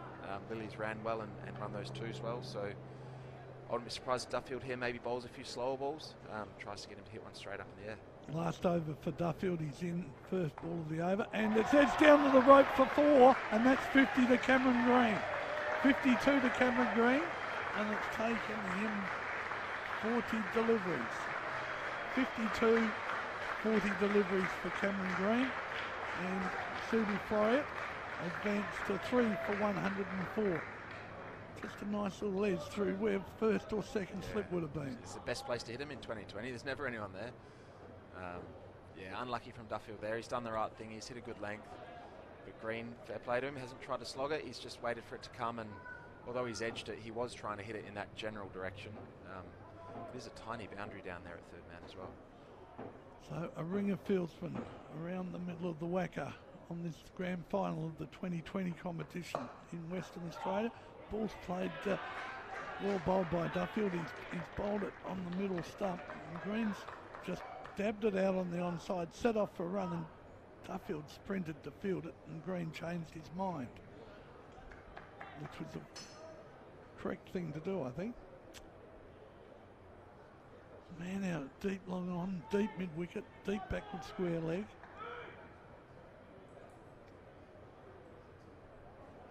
Man at deep backward square leg. It's just been brought in about 10 metres. Duffield into Green again, and he steps over the left-hand side, appealed for a catch by Duffield. He's the only one that did appeal, but I did hear some noise. I don't know if it might have been the bat hitting the pad or whatever, but what sort of a shot would you describe that in the coaching manual by Green? I think he's tried to scoop it, but he's a very tall lad to be playing that shot. Maybe a giraffe shot, I don't know. He's for someone who hits the ball so hard down the ground, and for someone who's as big as he is with a stiff back, that is going to be a tricky shot. So we may not see another one of those for a while. Ryan Duffield, left arm over into Green. Outside the off stump, he swings and misses, and a wide call. I thought he played over the top of it. Yeah, I think he has. I think that's on the wide line again, but that is a ball. If he'd middled that, that's going for 6 over the short offside boundary. It's a strange ball to bowl from Duffield, because that is exactly where you want it as a batter. I think Green couldn't believe his luck to have got one out there, and he's tried to overhit it a bit. That's probably a missed opportunity to get at least a 4 and probably a 6. But I'm surprised Duff hasn't gone with any slower balls here yet. Now, he does bowl a good one. He's bringing the man in from deep mid-wicket and putting the man out at deep cover. It's 3 for 105 in the 15th over here at the WACA ground. That's all on the Kennards higher scoreboard. Kennards make it easy. No slips in place as Duffield into Green. And Green swings and misses. Strike 1. That one would have probably landed in the inverted stand if he'd got hold of that. Yeah, that's a good swing on him, that one. That's probably the first time he's actually gone across the line for the leg side. What he's done so well today is he's hit straight, and he's waited for anything short and sort of placed it really well. That's a good length from Duffield, and he's just tried to sort of smack it over cow corner. And as you say, Minnow, if he middled it, it probably was 6, and if he nicked it, it was probably coming down there for 6. So yeah. There's a lot happening at the moment. Duffield in again to Green, and he's hit this one out towards the deep mid-wicket. Man trying to get underneath it. Will he get it? No, I didn't. He got his probably hand. The ball was coming out down over his shoulder. Got his hand on it, and the batsman get 2. Yeah, that's a shame that for Melville. It's a really tough catch, but I think if they're going to restrict Subi to something chaseable, they had to take that. Green now is basically clearing his front leg and trying to whack everything for 6. And if he's on strike at the other end of the short leg side boundary, it could go for anything. Green is 54 off 45 deliveries. Subiaco-Floreat with those 2 runs goes to 3 for 107 in the 15th over. Just needs to get a 1 here, Green. Just make sure he's got the strike for the next over. Ryan Duffield on his way. Step back and edged it over the top of first slip. Would have been down the rope before as you predicted, James. Well, that's not really just trying to get a 1. He's trying to hit that also to Gloucester Park. So, yep, younger blokes think differently to us older blokes. He's trying to basically hit every ball for 6 now, and he deserves to. He's on 58. He's got his side up to a score which probably at the start of it they would have taken already. Got Turner here coming on with the short leg side boundary. He's got a really tough job. They're going to really need to try and keep Lilly on strike, because if Green gets on strike and gets a hold of a few here from Turner, that could really mess his figures up. Lane, the last batsman, out for 39. Howell for 5, and Petrouris without scoring. Wicket to Turner, Duffield and Kerr Shepherd for Melville. I know this might sound a bit bizarre, Jim, but when you have a batsman like Green and you predicted what he was going to do, he either hits it out through mid-wicket or he edges it through slip, would you put a slip in? I don't think you can put a slip in. I think at the WACA you can have your third man really fine. But that ball's basically gone over the top of first slip, and when you've only got 11 blokes and only 5 of them can be out, I think it's a tough one. I think, to be honest, Duffield probably hasn't bowled the right ball there maybe. I think any time you bowl a short one on a good wicket with a quick outfield, you've got so many angles you need to cover, and he might have been better just trying to hit him on the foot or bowl a slower ball, but as he's gone for a sort of really back of a length sort of ball, and you know, the ball can fly anywhere. Well, Turner's back in the attack. He's got the wicket earlier in the innings of Howe. And the first ball, he beats Lilly outside the off stump with a good one that left him, that moved off the seam. Yeah, he's bowled brilliantly here, Turner. He's that's all he's just bowled length on off stump. That one sort of does look like it's nipped away. Once again, good signs for Subi if the ball's still doing a little bit. But they're going to need to just try and keep Lilly on strike as much as they can. Turner, right arm over, down the leg stump, coming into the batsman, a throw. No, the fieldsman hangs on to it. Drew Porter hung on to it because nobody was at the non-striker's end to receive the ball. So 1 run to Lilly. Gets Green on to strike. The field now go all points around the boundary. Deep mid-wicket, deep square leg, deep mid-on, deep mid-off, deep cover. Yeah, a bit of a slower ball that as well, and it looks like it has gripped a bit. So good bit of bowling from Turner. He's bowled a good length ball and then an off-spinning slower ball, which has gripped. But Lilly given Green 4 balls here to that short boundary. 3 for 112 on the Kennards higher scoreboard. Turner into Green, and he's pulled this one off his middle stump out towards square leg. They've got one. Fieldsman charging in from deep square leg. Green 3 strides and he's back down the wicket for 2 more runs to the total. Yeah, that's good running, but you really can't allow him to get 2 there. That's a short boundary out there. You know he's going to try and get 2 because he wants to strike, and fielders haven't quite backed Turner up there. That's you really need to keep Lilly on strike as much as you can, and I'd hate to see this ball go for a boundary just because they've not probably attacked that as much as they should. Having said that, Turner, another great start to his over. 3 really good balls to start his over so far. 3 for 114, Subiaco-Floreat. Green gets the next ball well up on the middle stump. He whipped it off his leg stump. Back with a square leg for a single. Good delivery, but Green was capable of just working it nicely. Just back with a square leg for a single. Gee, this is entertaining cricket. Green, 61 of 48 deliveries. Lilly on strike is on 3. Waits for the next delivery. He hammers it down the mid-on. Oh, there's a man down at the widest mid-on.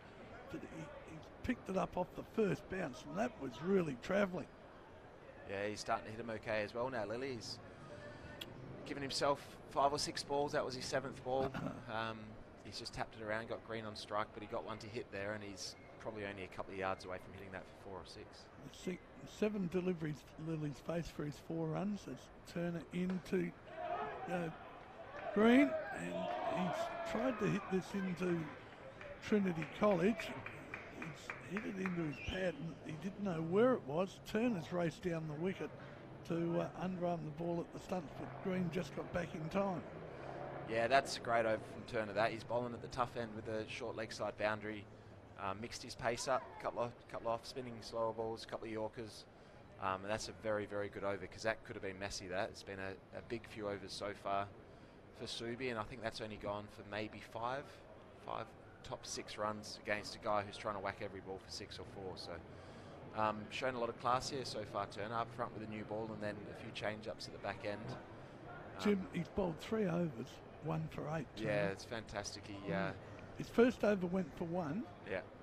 And 2 overs have gone for 7. Yeah, he's done a fantastic job for his side. He's kept his side in a little bit here. Now, Kerr Shepherd in and bowls 2. Lilly opens the face of the bat up, glides it backward a point for 1, coming back for 2. Green will come back for the 3rd on the throw, and well back for the 3 runs. Green knew all the time that ball left the bat that he had to run hard to get the third, and he did it easily in the end. Though he's down on his haunches now. I think he might be feeling the effects of, first of all, playing this morning in the Colts winning grand final over Scarborough. Subiaco-Floreat winning the Colts, and Cameron Green was one of 4 players that is playing in both grand finals today. He's now over the bat. Waits for Kerr Shepherd. Right arm over, in, bowls well up, and he comes forward and drives down the onside for a single. Superb performance when you consider the conditions out there, James. Yeah, it is. It's he's just played brilliantly. He's just been nice and still and picked his moments in the game, and he's not, you know, he started off relatively slowly and then went sort of through ups and downs and chose the bowler he wants to target, and you know, it's been a good performance so far by him. 3 for 119, Subiaco-Floreat. As Lily gets the ball well up on the off stump, he square drives it out to deep point for a single. 3 for 120. What over? We're in the 17th over. Green is 62 of 51 deliveries. Lily is 7 of 8 deliveries. Yeah, you can't underestimate little partnerships like this. Lily's only on 7, but what he has done is he's got Green on strike a lot. He's run a lot of 2s. Similarly to Lane before, you know, they've batted well around Green as well as just sort of not just left it up to him, but it's been proper partnerships. Kerr Shepherd in, bowls to Green, a no ball. A no ball as the ball was going middle and leg, and he's got a free hit, Cameron Green.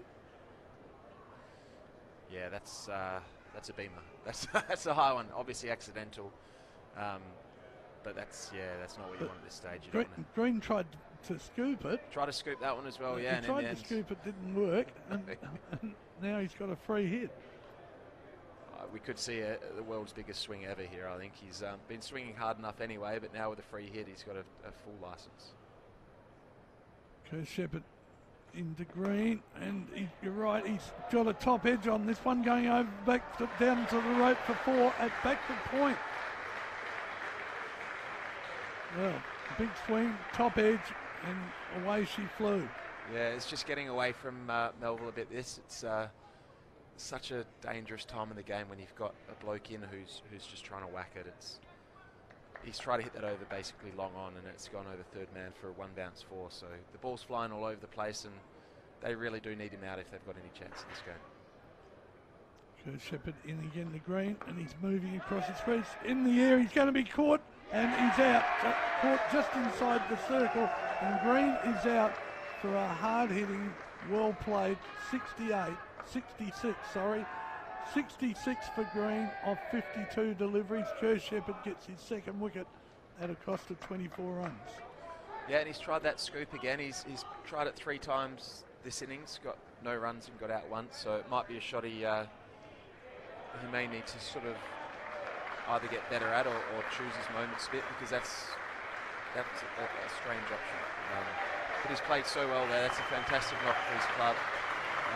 Ran hard, hit boundaries, and you know, in what is probably going to be a difficult wicket to bat on, he's made himself look a class above so far, and he's got 66 huge runs for his team in a grand final, and he could have got him too many runs already, to be honest. It is spinning, it is keeping a little low, but the way that Subi have run this Melville side around in the field has been magnificent to watch, and it's credit to their planning, because it's obviously a pre-made plan that they're going to do it, and it sets up the rest of the innings now for Lily and Monteleone, who's just come in. 4 for 126, Jim. As Kerr Shepherd in outside the off stump, a play and a miss. Well bowled, another slower ball, I think. Just gripping as well, those slower balls. So the wicket is slowing up a little. Yeah, and it's a big, 2 overs left? Yeah, I think it is. I think that's 18 gone. I think it's about to tick over. So 2 overs left. Melville really need, they obviously need to keep them to just 10 more runs here, because I think if they get anything towards 150, it's going to be really tough, especially if Subi get a couple early wickets. But what we do know about Melville is they do have a lot of depth in their batting.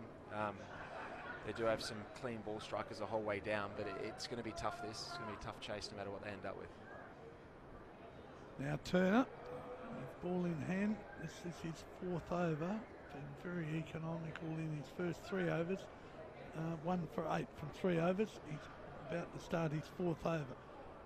And he's on his way into Montaglione, who gets off the mark on the leg stump, just works it out towards square leg umpire for a single.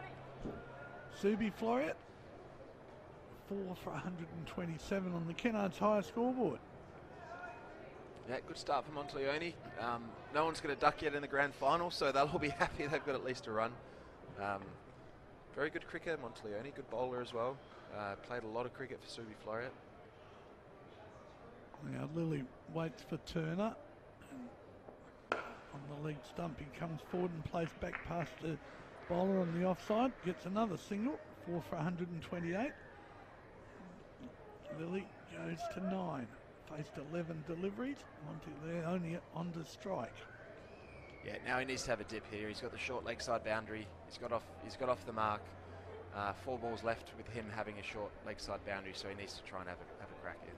No slips in place, just a ringer fieldsman. Turner into Montaglione. He has a dip, all right. He's hit it out to square leg and he scored.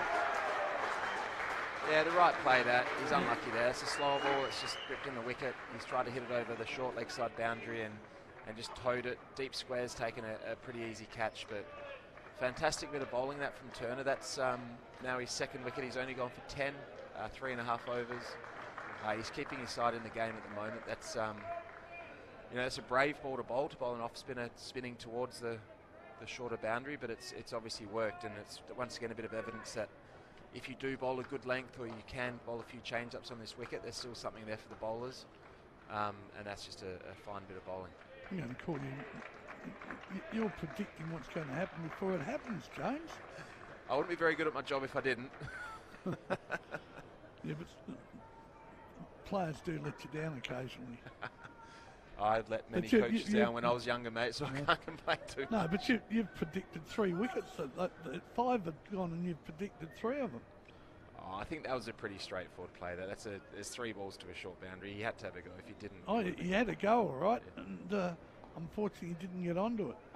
Now, Turner into Lilly, and it's well up, and he drives it down to wide. It's been on for 1. They'll come back for 2, and that's an easy run too, the way Lilly runs between wickets. 5 for 130, the Lions. 5 for 130. And just about the end of the 1 over left after this. Turner's got, he's got 2 balls left. Here's one of them. And Lilly swings this one off his middle stump out towards square leg for 1. And they'll come back for 2. A long throw back to the non-striker's end. Put the batsman home easily for 2. Good running again by Lilly, and his new partner is the captain, Chris Hansbury, who's joined him, yet to face a delivery. Yeah, showing a lot of depth here, Subi. I mean, there's 2 very well balanced teams playing each other. Hansbury's, makes plenty of runs as well as his wickets, so plenty of batting still there.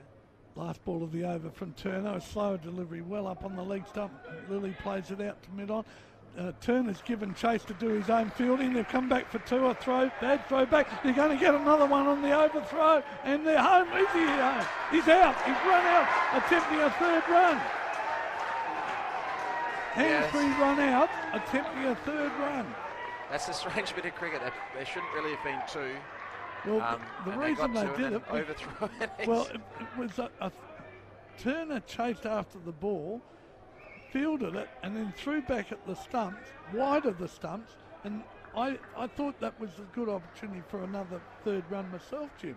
Yeah, I think, looking at it, it's the last ball of the over. Lilly's the batsman that's in, so he wants the strike. He's made the 3 quite easily. He's got himself on strike for the last over.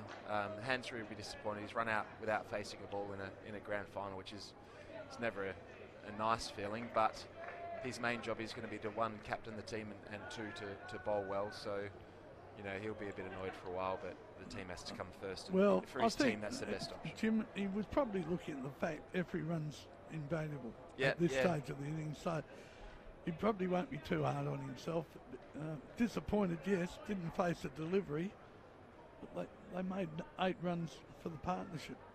Yeah, that's it. That's it. And they've got the 2 runs, and they've got Lily on strike, hitting towards the short boundary. You know, he's got all the conditions in his favour here. He's got the wind going to the short boundary in his arc, being a left-hander, so let's see how he goes. Now Hart's in. He played this morning also, as Lily hits this hard and high back over the bowler's head for 1. Hart's got to run to the non-striker's end. Returns on its way. The ball is thrown at the stumps, and Hart is home. 2 more runs to Lily. 2 more runs to Subiaco-Floreat. Yeah, great running again, putting huge pressure on the fielders. Good throw there. He's out by you know, half a pitch, but throw was just slightly wide, and he's made it home. 6 for 136 in the last over. 5 balls remaining. Kerr Shepherd around the wicket to Lily, and he swings into this one, hits it back over the bowler's head for 1. They're coming back for another one. The return's on its own. Lily's got a run, and he's run out. Lily's not happy. He's looking at umpire Steenholt not to say, I'm home. But Steenholt's got the finger up, and he's run out for the second one. From up here, looking down the wicket, I thought he might have been home. I thought he was home by quite a bit there. That's unless his bat's bounced up, which is pretty hard to tell, but we may get a replay here. Yeah, we are. It looked to me like he's, you know, he's run it very well. They've gone at the, you know, to the longer throw. Oh, it's close, isn't it? It's probably on the line. It's probably a very good decision, that. Yeah, good decision, umpire Steenholt. Yeah. So 2 run-outs. Yeah, 2 run-outs, but fair enough. They've lost a couple through run-outs, but I reckon they've gained at least probably 15 to 20 runs just from their aggressive running today. So they're certainly good odds. A couple of new batters in for the last 4 balls of the innings. Just maybe a bit of an opportunity wasted just to get up to 150, but, you know, see how these 2 go. Another Colts player, Hamish McKenzie, takes guard. Okay, yeah, I think he opens the batting for him in 2-day cricket. Made 49 yesterday. Right, fantastic. Yeah, as an opener, you're right. Yeah, young player in the under-19 sort of state setup. So the way he's looking, it looks like he's probably going to try and go to the leg side, maybe even play a paddle shot. It's the area he's looking at the moment. Kerr Shepherd on his way in to McKenzie. He dabs at this ball. French cut for a single. Well, I was wrong that time, you know. I thought he was going to try and hit it to the leg side, and he's trying to block it. I think he was still thought it was yesterday's game, but well, the 1 run brings up his 50 for the weekend. Yeah, absolutely. So yeah, bit of momentum here for Melville. This has been a really good last 2 overs. It was looking like 150. As soon as they got green out, the game changed. It's still a lot of runs, I think, on this pitch, but I think 150 would have been borderline impossible to chase for them, but as it stands, it might be 140, and they might have half a chance of chasing it. Kerr Shepherd on his way in, bowls on the off stump and played out for a single. They don't want a second one. Running out of partners, 7 for 139 on the Kennards High scoreboard in the last over. Big 2 balls in the game, this just for the momentum. Melville got a bit back. Subi's had it since basically the second over. They've been on top, but just these last 2 overs, Melville have just got a bit of a stranglehold here, and Mackenzie's going to need to walk across and try and whack this to the short boundary. Hard is 1, Mackenzie is 1, and because Shepherd in, and Mackenzie plays defensively on the offside for a single. He goes to 2, and Subiaco-Floreat 139, 140. That I hate to say it, that's horrendous cricket. He's got a short boundary leg side. There's 2 balls left in the innings, and he's blocked it for 1 to make sure he's not out. That's not doing the team thing, unfortunately, and I hope it doesn't come back to bite him. I don't think it will, because I think they've got enough runs, but you don't want to see players making sure they're not out at the end of an innings in a T20 grand final. It has to be about the team, and that's a strange decision to play that shot. Last ball of the innings, and Hart is on strike to Kerr Shepherd, and he plays a backward sweep for a single down through the vacant slip cord, and that's the end of the innings. Subiaco-Floreat 7 for 141 after 20 overs. Hart remains 2 not out, McKenzie not out 2. Kerr Shepherd finished with 4 overs, no maidens, 2 for 30, and Turner Well, you've got to say the pick of the bowlers, I would think, Jim. 4 overs, no maidens, 2 for 16. Yeah, he's bowled brilliantly there. He's kept his side in the game because he's bowled 2 up front, 2 at the end. He's done a hell of a job, done a fantastic job. Melville, as I said, their last 2 overs I think have only gone for about 12, and that momentum that they sort of had lost, they've just gained a little bit back. So I think if they do chase these runs down, a lot of it's going to come down to those last 2 overs and the skills they've shown, and probably the lack of intent from the youngster there and a couple of the other lads at the end. They probably had a chance to try and hit the boundaries there rather than just sort of knock it down and run a single. And it'd be a really interesting chase here. Melville, huge amount of not only experience but huge amount of depth in their batting. Got the informed player in Sean Terry, got 100 in the semis, made runs for WA this week in the Futures League, as well as a whole host of other good players. Fraser Hay also had a good week with the Futures for WA. So they've got blokes who can play this format, and they've got some depth, so should be a really interesting next 20 overs. Well, after being 2 for 11, Subiaco-Floreat, winning the toss and batting 2 for 11, they've ended up at 7 for 141. Howell was out for 5, Fortuitous without scoring, Lane for 39, Green for 66, Monteleone 1, Hansbury run out without scoring, Lilly 17, McKenzie and Hart both 2 not out. I think the extras was only 7. I'll just check that. 8 extras. So well done to Melville in this form of the game, only allowing 8 extras, and they were 1 no ball and some wides and a couple of leg byes. But Jim, Subiaco-Floreat can thank the partnership between Green and Lane to get them to 7 for 141. Yeah, it was a fantastic partnership. Green clearly was a class above, but Lane came in and had a slow start, but didn't panic. He just made sure he got Green on strike, and then his last sort of 20 runs must have come off 6 or 7 balls. He was brilliant there against the spinners. I think that Melville may regret having bowled the spin for as long as they did together. They may have sort of brought the seamer back on a bit earlier to get the wicket, which he did his second ball that he was back on. May have been a bit same, but you know, they're back there two high-class leggies.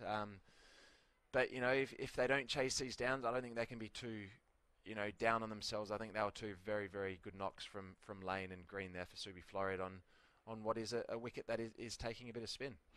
Thanks very much to Jim Allenby. We'll take a break. So when play resumes, Melville's target to win the title and to represent Western Australian cricket in Adelaide at the Australian Carnival of all the premiership sides of 2020 cricket. It's their target is 142 of 20 overs. Hope you're enjoying the coverage. If you have any questions or opinions, 0418 912 085. James and I will be happy to answer your questions, as we did from the text message we got regarding the new stadium and the Scorchers sharing the ground. We both believe that won't happen in the foreseeable future. The Scorchers' home ground will always be, for the immediate future, at the new stadium. We'll take a break. When play resumes, we will see if Melville are going to be good enough to represent WA at the 2020 Australian Carnival, chasing down 142 for victory.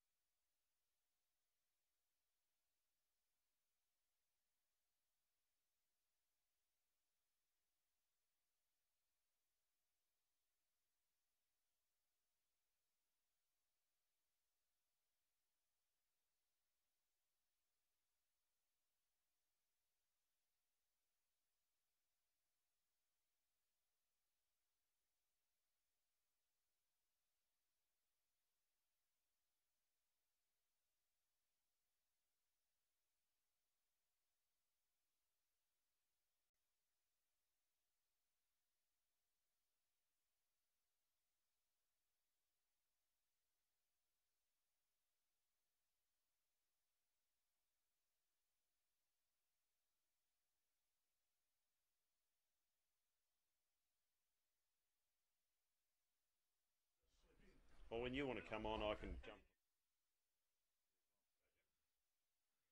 Patrick.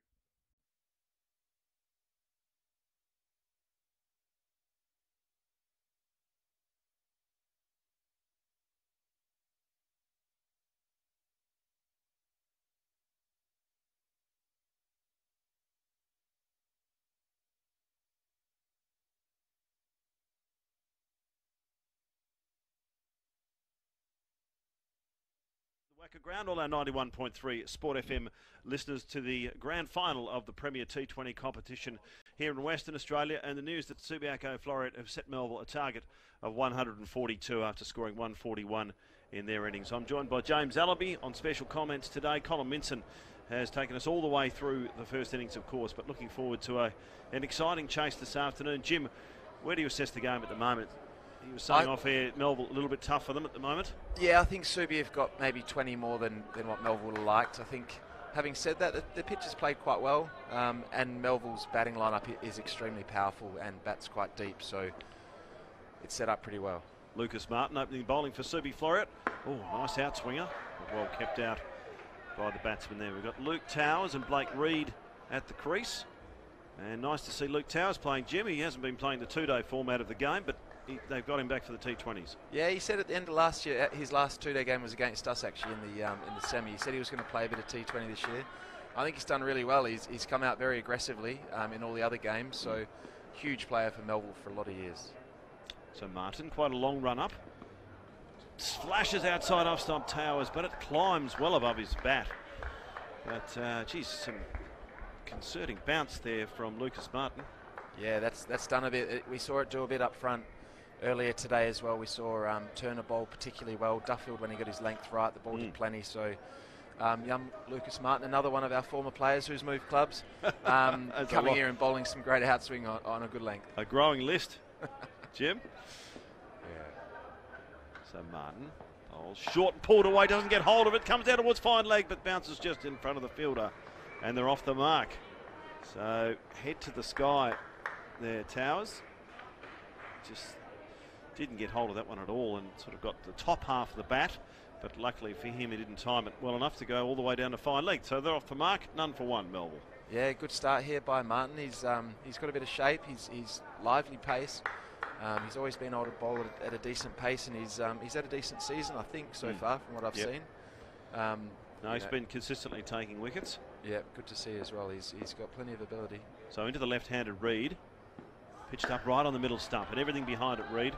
It's been so useful for Melville this year, Blake Reed, with bat and ball. Bowls medium pace and thrust into the opening spot this year, particularly in this format of the game. Yeah, very good player, very good all-round cricketer. There's these two. Sean Terry still to come, who I said earlier is probably in as good a form as anyone in this format over the past week or so. Plenty of batting. Fraser Hay had a really good week for WA as well, so there's plenty of batting, a lot of explosive ability. Martin, full, digs it out. Nice drive. There's a throw shot. The stumps, Towers backing up a little bit far, but he slides back in time. No run. So getting some nice swing into the left-hander. Martin, two slips in, so a bit of backing for the bowler.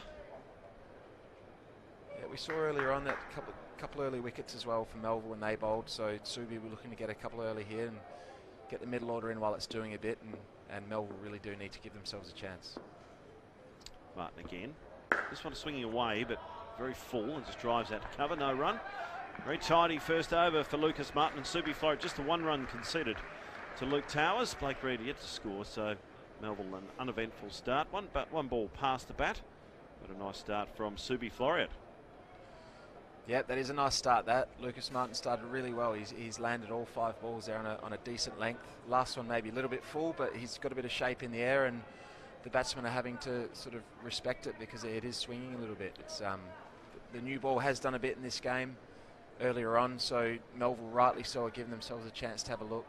They know that I guess the 4th, 5th, 6th over are going to be big ones if they're none or one down, so they can give themselves a little bit more time than what you think on a pitch like this, because sort of once you're in, as Green showed, you can make up for a bit later.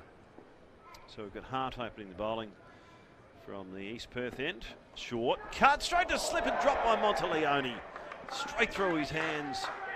A late cut from Towers, and it was moving quickly just above the head of Monteleone there, but he just didn't get his hands behind it enough, Jim.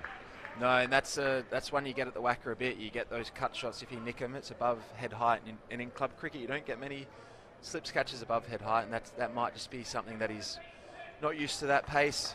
It's a different place to bat, different place to bowl, but it's also a different place to field here, and that might just be a bit of a symptom of the extra pace in the wicket. He has flashed hard at it. Towers will feel he's missed out there as well, because that's a really strong shot of his. So Reid on strike to Hart. Good length, and he late cuts it. Nice glide down to third man for a single for Reid. So tall bowler, Hart. He hits the deck hard and getting some bounce short of a length. Yeah, there's been a lot of good seam bowlers on show in this game so far. I mean, Melville's quartet were all bowled quite well. Seen Lucas Martin start well. Hart here bowling into the wind, I think he is. Has started off on a very good length as well. Goes to Towers. Drives beautifully to covers, but a wonderful save. Diving save, diving to his right. Out there is Hansbury, the captain. Geez, that cap by Hansbury, it's barely a ripple of yellow. Yeah, Jim, it's obviously well worn, a favourite for him. Must be, yeah. He must have worn it in the field a bit. He's played a bit of cricket now, so he's sweated a lot in that cap, that's for sure. Any danger of the washing machine, Chris? This one. Full drives again. Towers, lovely shot this time past Hansbury all the way to the boundary for 4. 2 delightful cover drives. The second one, good result for Towers. Yeah, beautiful shot there. He nearly got for the ball before, apart from that great bit of fielding. But that's a lovely shot, and that's just a length, just a bit full, I think. Fair enough though from Hart. He's trying to get the ball to swing, trying to be aggressive with his 2 slips in, and just over pitched a little bit. But that's fine. You don't mind that early. Towers waits again. Oh, he goes big, but inside edge into his pad, they get a quick single to cover. But Towers most aggressive in his outlook so far.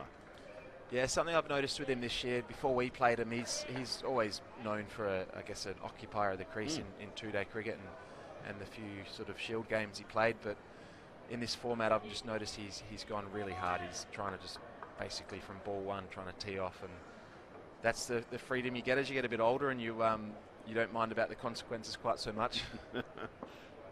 Reid waits. Full, squarish drive, and pass point. That's going to roll all the way out towards the boundary rope. There's a chase on here for the fieldsman. Just slides in behind it, but they come back for 3. So it's turning out to be an expensive over for Subi. And 3 to Reid. So that's the end of the second over. And the score at the moment on 11. 10 runs off that over. Towers on 7 and Reid on 4. So Melville back up with the run rate, Jim. Yep, no, not a bad start. That's a big over, that 10 off. Certainly a better start than Subiaco-Floreat got off to. I think Subiaco-Floreat may have been 2 for 11 off 3. Yep. So you know, it's a better start. The pitch is playing so far. Touch wood, it's playing really well. It seems to have settled down a bit. I think the spin's going to be the main thing. But so far, Melville certainly up with the rate and going well there, looking good. So Lucas Martin, his second over. 2 slips waiting. Short, cut away by Reid nicely down to third man. Likes that shot. Yeah. Another single.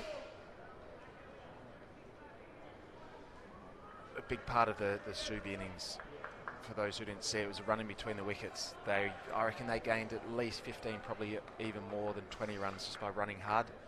Every time the ball went to the boundary, they were basically almost just sprinting to and putting the fielders under pressure. So that's something Melville are going to have to do equally in the middle overs, but probably more of a boundary hitting side, Melville. So it's a couple of different ways of going about it. Towers waits for Martin, carves it out to covers, but again, a nice save out there. Sansaloni that time. And cuts off a certain 4, but Towers is starting to find the middle of that timber there. He's got a deep fine leg and a deep third man, has Lucas Martin. So the drive would be tempting, Jim, for Towers. Yeah, that's a nice shot. That's good captaincy as well. He's taken the second slip out and put him in there to reinforce the covers, seeing Towers as being aggressive, and that saved him 4 runs. Martin, short, a nick towards the keeper and dropped again. Through the gloves of Callum Howe this time. Again high above his head, as you were saying before, Jim. The bounce here at the WACA is more than what you'd find on a regular grade wicket.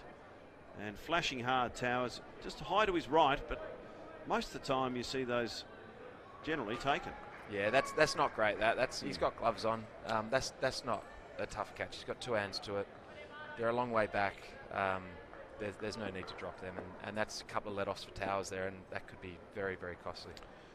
Martin to Reid, drives fluently, straight at the point. It's straight to the fielder, no run.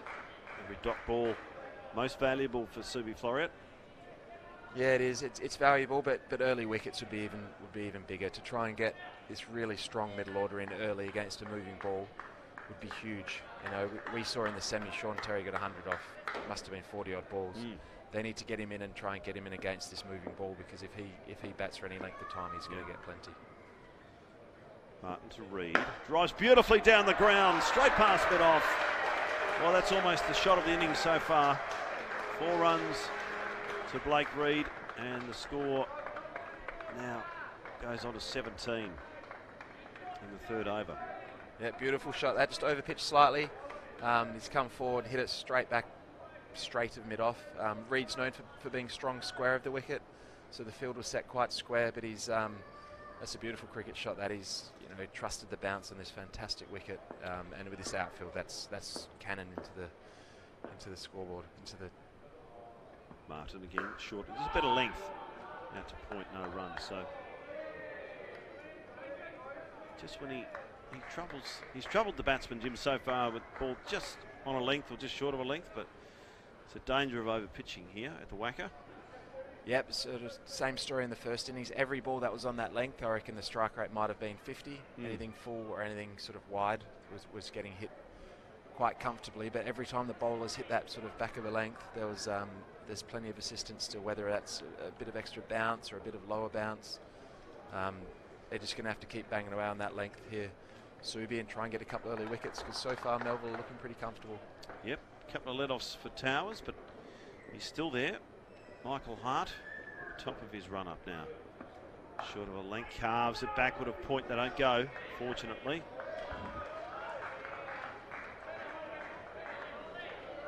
There's a fielder out there. It's definitely not Andrew Holder. He's wearing Andrew's shirt.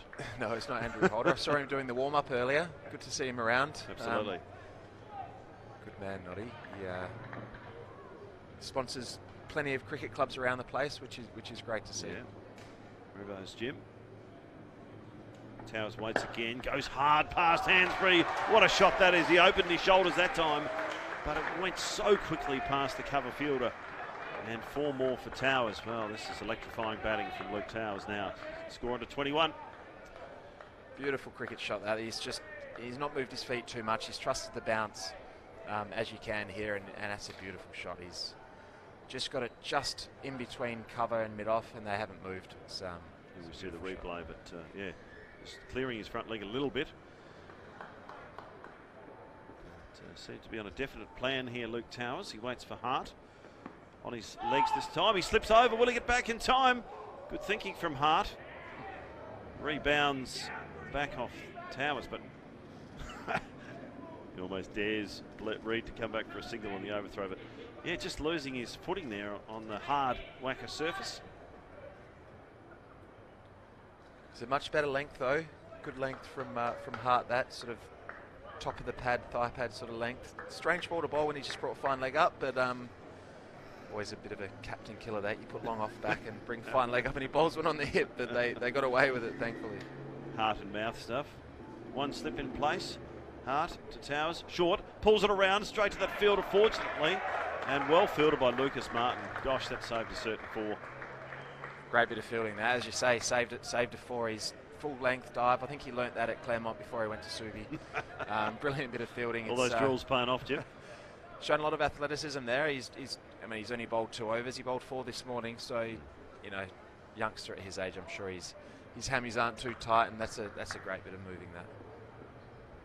Well, a bit fortunate there, Hart. Ball didn't go down to the fine leg. Short, heave-ho! Tries to go over mid-wicket and bounces over the bat through to Howe. Yep, something we saw earlier as well, the couple of Subi blokes who didn't get runs, they played similar shots to that. They were trying to sort of hit across the line. Green and sort of later on in the innings but certainly early on he just let the ball come. You trust that it's such a good pitch, such a good outfield that, you know, Lukey needs to stay a bit stiller here and just trust his good cricket shots. Waits for Hart. He goes again in the air, straight to mid-wicket. Caught. First wicket for Subiaco-Floreat. Well, Towers getting that one high on the bat and not timing that at all. And a simple catch. They're just probably towards square leg, and the first wicket out for Subiaco-Floreat. Yeah, he has. It's just a bit of extra bounce has done him there. I think, you know, he'd be a bit disappointed with that because that's probably a ball he feels he could have hit for 4. Was going down leg a little bit short, but, you know, as we know here at the WACA, it's a nice, quick bouncy pitch, and it's just hit up towards the splice of the bat, I think, and just looped to square leg. And they finally caught him. He got a couple of chances there. Decent start for him, though. He got 12 or 15, hit a couple of beautiful shots. And now looks like Sean Terry coming in, and as I said before, in as good a form as anyone around the place. So very, very big part of the game. Hamish McKenzie taking that catch. Talented youngster.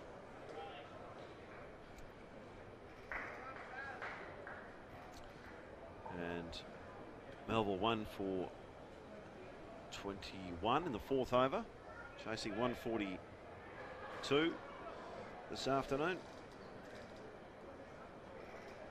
It's a good change of bowler at this end. I can't quite read who it is. Yeah, this is the man wearing Andrew Holder's shirt, so right. We'll get it to you very, very shortly. Big couple overs here, over 5 and 6. Always the best time to bat in the game, really. Overs 5 and 6. The ball isn't new, the field's up. See how they go. Reid waits and just waits on that. A lovely late square drive past McKenzie. Jeez, just had all the time in the world there, Blake Reid. A lovely shot down for 4. Score on to 25. Yeah, and that's just, you know, just a good cricket shot. He stayed still, let the ball come. Trusted the bounce to the wicket, trusted the quick outfield, and that's ended up almost towards the groundsman shed. He's hardly touched it, and it's absolutely flown away. It's like Hall bowling from this end here. Yeah. Strong, stocky fella. Running down breeze. Just have to bring his length back a little bit. Hall. Full. The Reid tries a similar shot, but a Yorker length this time from Hall. So back straight through to the keeper.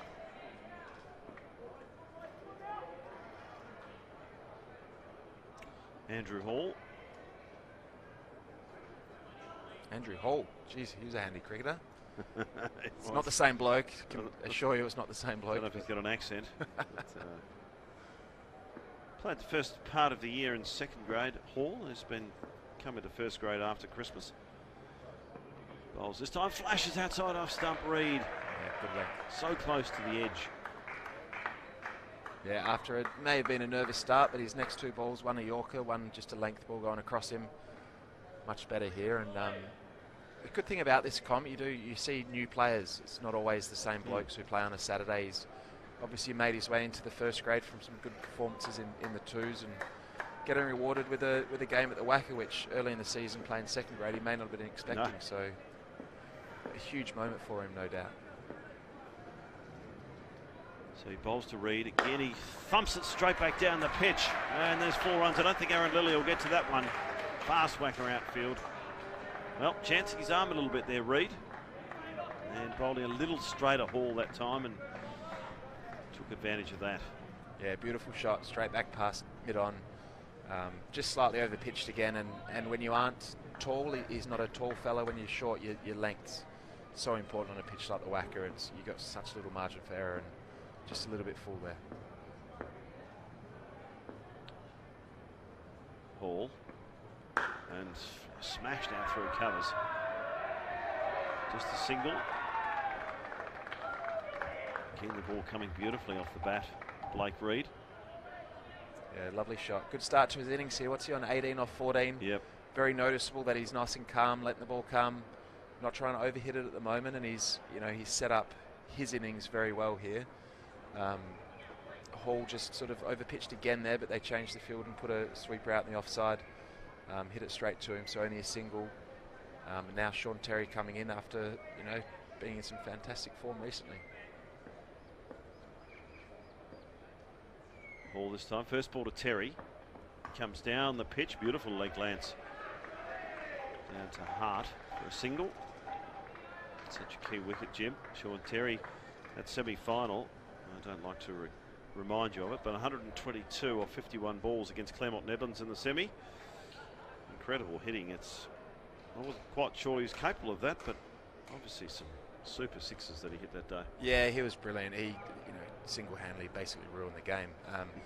He was good. Our spinners are such a strength of ours, and he just ran down and whacked them. And then the seamers came on, he whacked them further. So it was a high-class innings. Kate Harvey was there watching as well, which is great. And obviously the feedback was how well he played. So he ended up with the WA Futures this week for a T20 comp, and he got runs in a few of those games and looked equally as good a player. So, great to see, because he's a good player and a great young fella.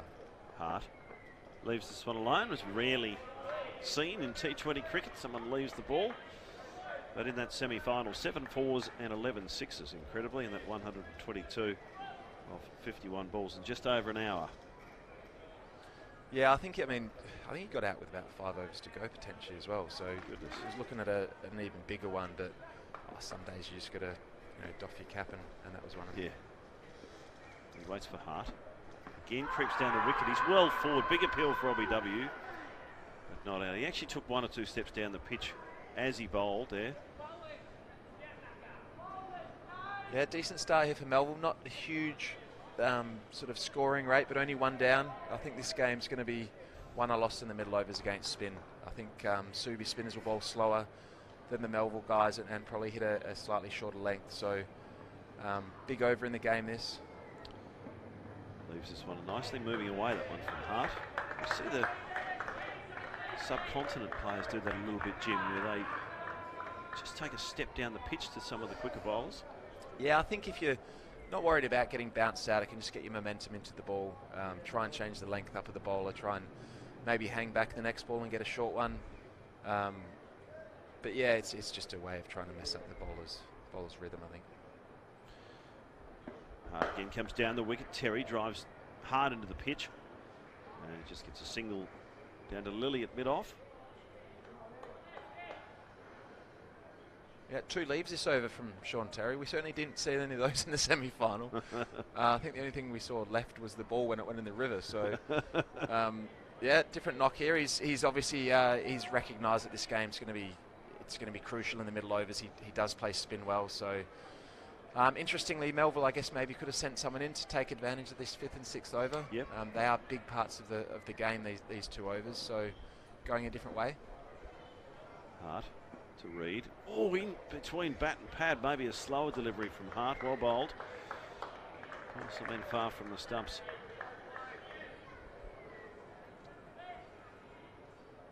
A sign perhaps of varying the pace. Yeah, really good bit of bowling that he has. I think he's just bowled a bit of an off cutter or a split finger, something like that, and it has reacted. It's just kept a little low.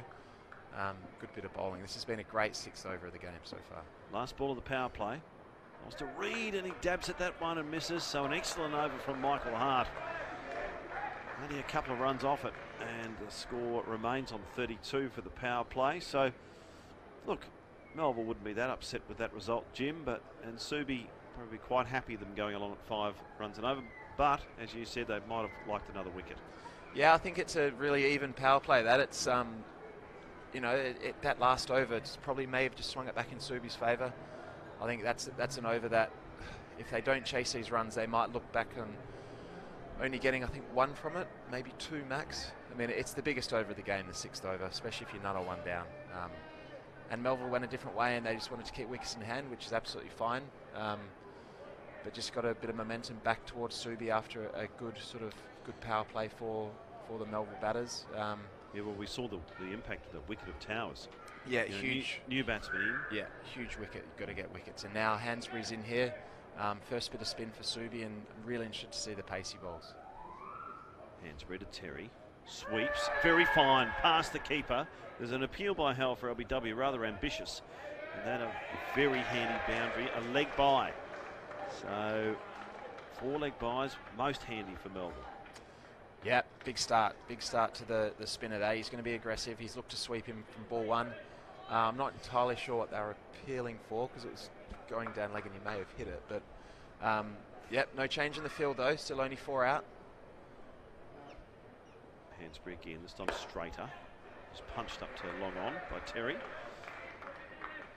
Score into 37 in the 7th over, chasing 142. Yeah, every over's massive now. This game's so evenly poised, and it's so good to see a final like this. The pitch has played better than we thought. I mean, it looked dry, but it's played fine, and both sides have played really well so far. Over the wicket this time, a quicker delivery. Forces Reid onto the back foot. And there's a fair few people, I must say, downstairs in the Lily Marsh stand. Big posse of supporters over on the eastern bank from Melville. It's great to see. I'm sure they'll be heading over to the Scorchers game after, so fantastic planning to have these 2 games back to back like this. Floats it up, and he goes high over mid-wicket. That's right in the gap. Lovely shot from Reid, bouncing out towards the boundary, but well collected out there, and they'll come back for 2.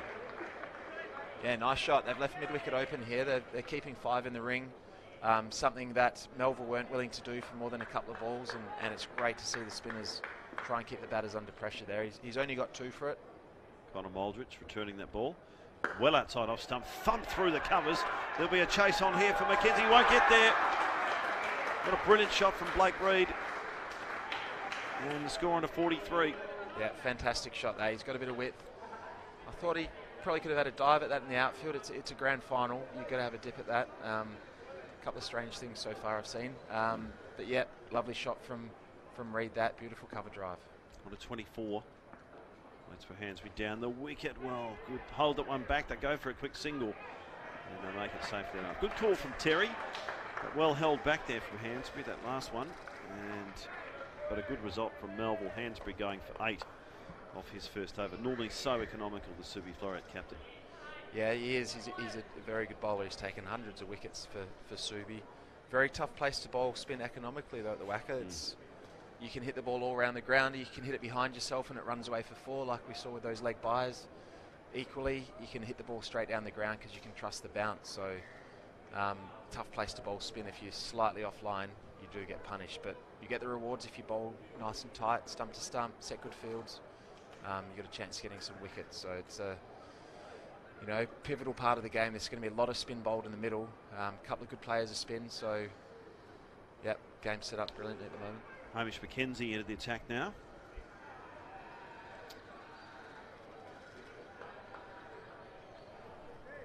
Yeah, left arm Chinaman. Saw him a couple of weeks ago playing against us in a one-day game. He was very accurate that day. Seemed to have a little bit of decent variations as well. So I wouldn't be surprised if the Melville batters look to put him under a bit of pressure here, though, being a youngster. They know they've got some experienced spinners to bowl, so wouldn't be surprised if they come pretty hard at him here.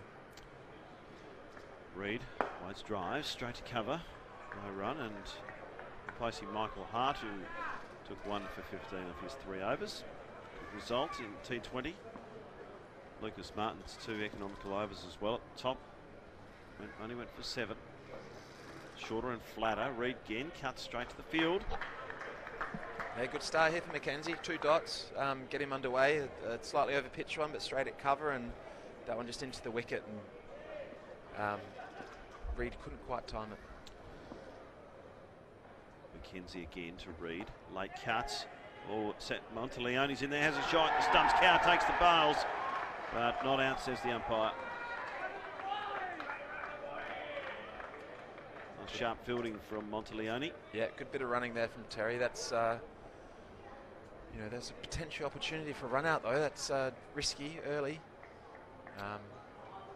but like we saw earlier, both sides willing to put the others under pressure with their running.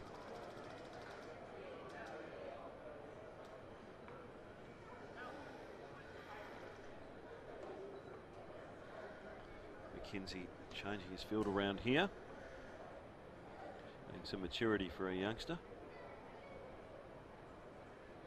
He's getting the fielders just where he wants them. Good to see that. Captains like it when guys do that, as long as they're right. All easy in retrospect. Floats it up. Terry, the reverse lap.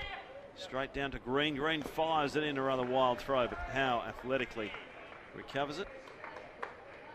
It's the single. Extravagant shot, James, from strange Sean shot there. Terry. Two guys behind point on that shot. Maybe he's just trying to, let the batter know that he's got the shot, but the field was set, two behind point on the offside, and he's still trying to play it. So strange on that. Just the 2 runs off this over so far, 4 deliveries. McKenzie goes the hoik over mid-wicket, but goes all the way along the ground from Reid. Fielder comes in, so they just get 1. Chris Hansbury out there.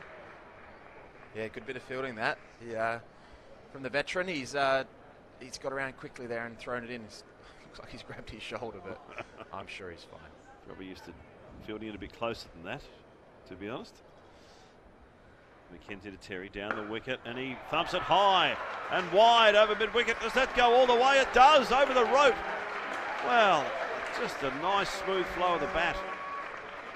Wonderful timing from Sean Terry. Yeah, he got the shakes watching that shot, running down to a spinner and whacking over mid-wicket for 6. I saw that, 11 times a couple of weeks ago. So, yeah, he's a fine player, Sean. He's come out here and he's obviously recognised that spin's going to be a big part of the game. He's as good a player as spinners, certainly at Claremont we've played this year, the way he can hit all around the ground. So, lovely shot that, and ruined what was a good over from McKenzie, but that's high-class batting.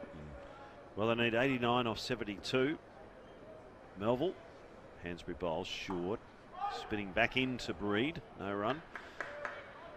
And Reid playing an important knock here. If he continues to rotate the strike, Jim, and allow Terry maybe to play a few more adventurous shots. There's Hansbury in again. Back cuts. They don't go again. Oh, it's a misfield. They will go.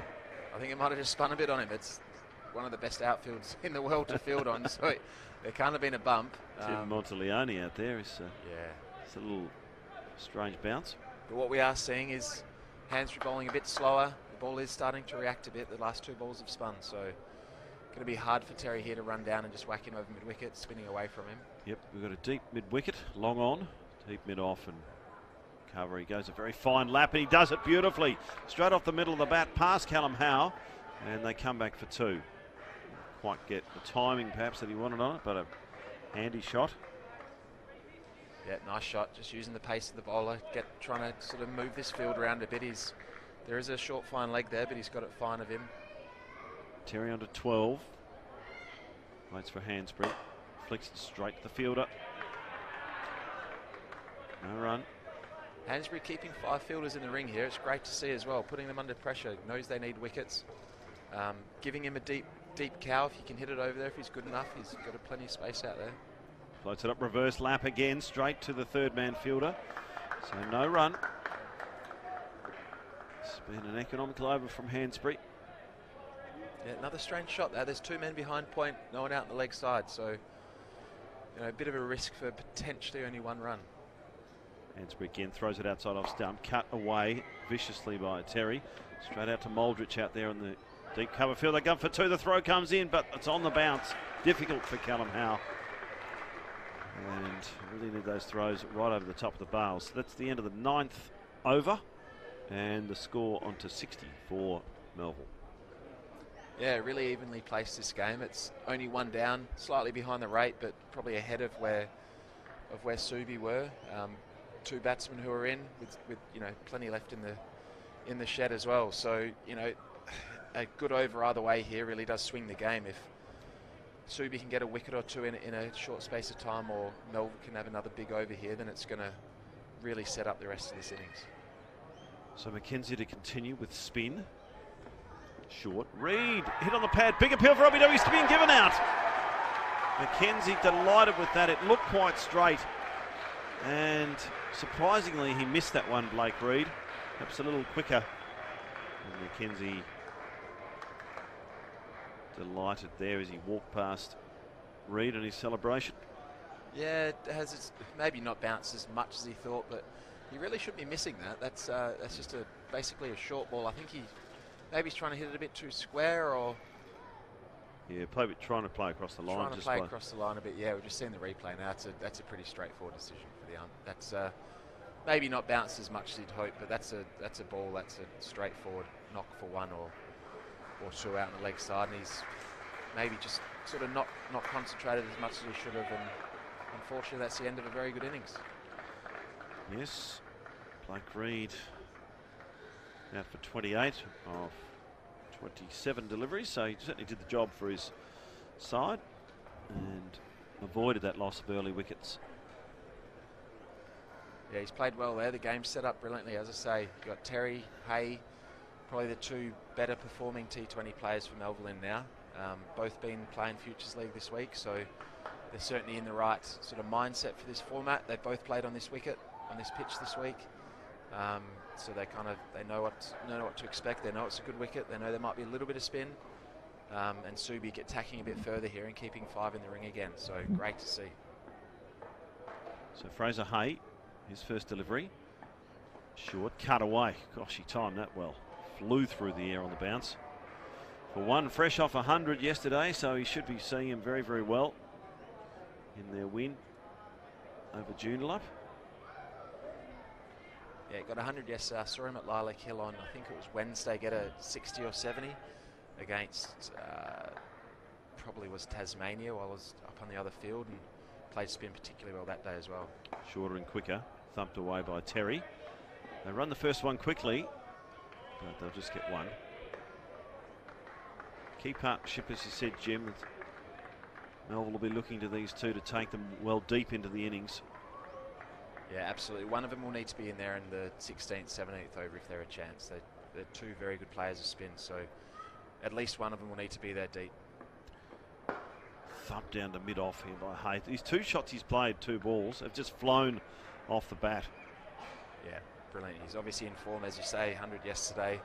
Good pitch, 2 balls, 2 off the middle of the bats. Nice feeling in 2020 for a batsman to get a couple off the middle early, and sort of you're getting used to the pace of the wicket.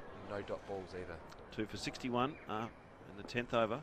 Tries to lap it from outside off stump, Sean Terry. He likes those little laps.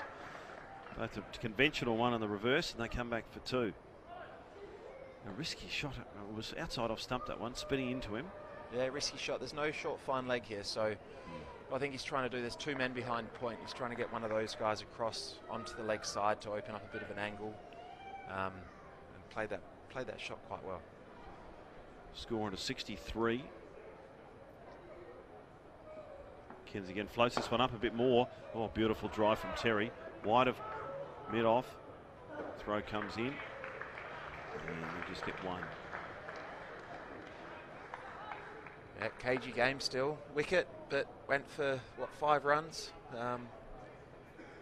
for 64 here, halfway through. So it's set up brilliantly. It's need under 8 and over here, 10 overs to go. Still 8 wickets in hand. Two of the better T20 players probably in the comp in together. So it's a very, very cagey game. It's really well set up, isn't it, Jim? 78 off 60 balls. 10 overs, just a little less than 8 and over required, so it's so evenly poised. It is, and it's great to have a final like this. It's they're not always like this. They can often get one-sided, and this has been a good standard of cricket, good surface, and so far both sides have been right up to it. This is set up just for one team to have a really good over here. Experienced Monteleone into the attack, and a miss hit here results in a dot ball. Yeah, his first ball, nice and slow and wide. Very good way for a spinner to bowl in T20, spin it away from the bat. Most experienced Tim Monteleone. Floats it up. Oh, it's a big swing, spins away from the bat. He'd almost given up on that one, not realising that Howard mishandled it. No, it was a bite. I thought he might have hit that, but there's a significant turn, that one. Yeah, that slower pace, huge.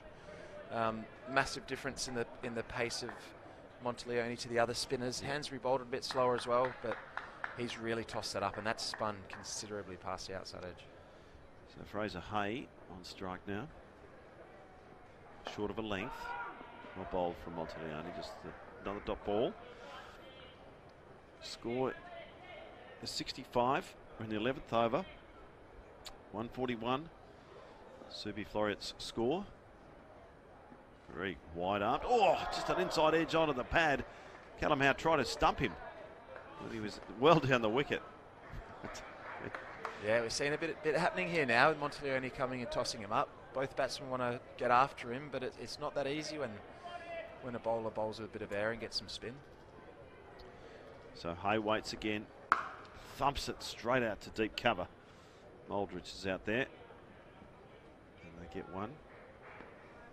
Brilliant over so far from Monteleone. This come in, use his considerable experience. He knows the conditions. He would have played quite a few games here, I would have thought, over the years. Coming in, giving it plenty of air. This time Terry waits. Oh, he tries to go high. Somehow that's missed the stumps and it's missed the wicketkeeper. It rolls down towards the boundary, just retrieved in time by Hall. And it'll be a couple of byes. Well, Terry's miscued a couple this over. And Callum Howe is not having a great time of it behind the stump. So that's the end of the 11th over. Time for a change of commentary. And I'll pass you on to Colin Minton. James, a couple of risky shots there from Terry. Yeah, they were, but the rate's getting up, and that's what he does really well. That could be a huge miss from Callum Howe. That's a, it's no stumping is easy, I wouldn't have thought, but that one's quite straightforward. He's run down, tried to hit it across the line, completely missed it, and that's gone for 2 byes. And along with his drop catch earlier and his mixed innings that he played earlier, it's not had a great day yet, but they could really regret that. If Terry stays in for another 5 or 6 overs, because he's going to look to be ultra aggressive now. Thanks to David Clare. Well, game on, Jim. Yeah, it is. It's a brilliantly set up game, like we've said. It's it's worthy of the final. It is. It's worthy of what this game means to everyone, and the the bonuses that come along with it, and it's just set up perfectly. Now, start a new over and heads straight over the glove of the wicketkeeper. Howe down to the rope for 4. First slip catch, wicketkeeper's catch. I reckon that went over the top of his glove. Howe, as you say, he's not having a good day behind the stumps. No, that's probably first slip's catch, but they're not going to have a slip at this stage. And Fraser Hayes come in trying to whack it over cover, and brave shot, and he's been rewarded with a nick for 4. We saw a few of them earlier as well. Yeah, we saw that. That's what the game's all about, this 2020 cricket. Next ball, McKenzie tosses up. Hay drives down to on. Hesitation between the running of Terry, who was always wanting to come back for the second. Hay was slow to respond for the second run. Yeah, that's where Subi earlier just ran 2. I mean, they've ended up getting 2, which is great. But that's what they're going to need to do now. They saw the example earlier, and it's good of them to get back. McKenzie in and bowls. This ball's on the middle stump, pulled out to deep mid-wicket, and they'll get back this time. No hesitation in wanting 2. In fact, the one before that was a lot easier to get 2, and they made hard work of it. But no harm done. 4 runs off the last 2 deliveries. Yeah, that's what they need to do. They need to be aggressive with their running. They've done that so far this over. Hay waits for McKenzie, who flights this one right up on the middle and off stump, played out to the vacant cover area for a single. Well bowled. Yeah, he's bowled well here. He's given it a chance to spin. He's been relatively expensive, but got a very important wicket. I'd like to see him have a mid-wicket in to try and cut off that 2 or cut off a single, but at the moment they're happy to defend. 2 for 77 Melville, chasing 142 for victory, make that 2 for 78. Let's have a look at the individual totals. Terry is 19 off 20 deliveries, and Hay is 12 off 9. Yep, set themselves up well here. Both faced enough balls to know what the pitch is doing. Giving themselves a chance to make sure that they can bat deep in the innings. McKenzie into High, down the wicket, hits it hard and high over the top of the short extra cover for 4. Beautiful cricket shot again. Just above the head of that short extra cover, but it had power on it, and it was well placed, as you said, James. Yeah, it's a fantastic shot again. He's come down, the ball's spinning into him. He's come down inside out over cover, hit it with the wind to the short boundary, but that's a beautiful cricket shot. And seen him play a few of those sort of this season when we've played against him, and showing his class there, because that's not an easy shot. Once again, though, Subi going with all spin at the moment, and like I said earlier, when they batted and Melville were bowling, I would have liked to have seen a seamer come in and just sort of change the pace up a bit, because they're just starting to get used to the pace here. Now Montiglione in outside the off-stump, cut away to the man at deep cover point for a single. That's 2 for 83 on the Kennards High scoreboard. 12 sits the 13th over. Yeah. We're in the 13th over. The target is 142 for Melville. These balls well up on the middle stump, driven out through extra cover. That's a beautiful off the front foot drive for another boundary. He made that look easy. Yeah, and I can assure you that is not an easy shot. He's come down, not much pace on the ball, come down once again, stayed leg side of it and hit the ball just wide of cover or just straight of cover, and it's, you know, mid-off, just trotted around to pick it up. He's hit it that hard. Montiglione around the wicket in, bowls down the leg stump, a wide signalled. Howe flicked a bail off or two. In fact, he knocked both of them off. Yeah, be happy to have gloved it though. It's positive. Just, I bet he wishes he did it last time he got one through to him off Terry earlier, but yeah, good bit of keeping that. Terry goes down over the bat. He is 20 and Hay is 20. This ball on the middle stump pulled out to mid-wicket. There's Green is out there. He fields just inside the rope at deep mid-wicket. Throws the ball back. Montiglione misses it. Umpire Steenholt tries to get out of the way, turns inside out and gets hit in the back. No harm done though. Tough man, Trent Steenholt. Next ball on the off stump, cut away, looks for a single. It's not there. The cover coming in quickly to prevent the single.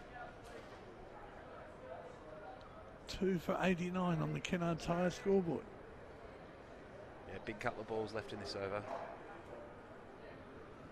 Montiglione round the wicket, a sweep shot in the air. The man running around his deep shot gets it on the first bounce.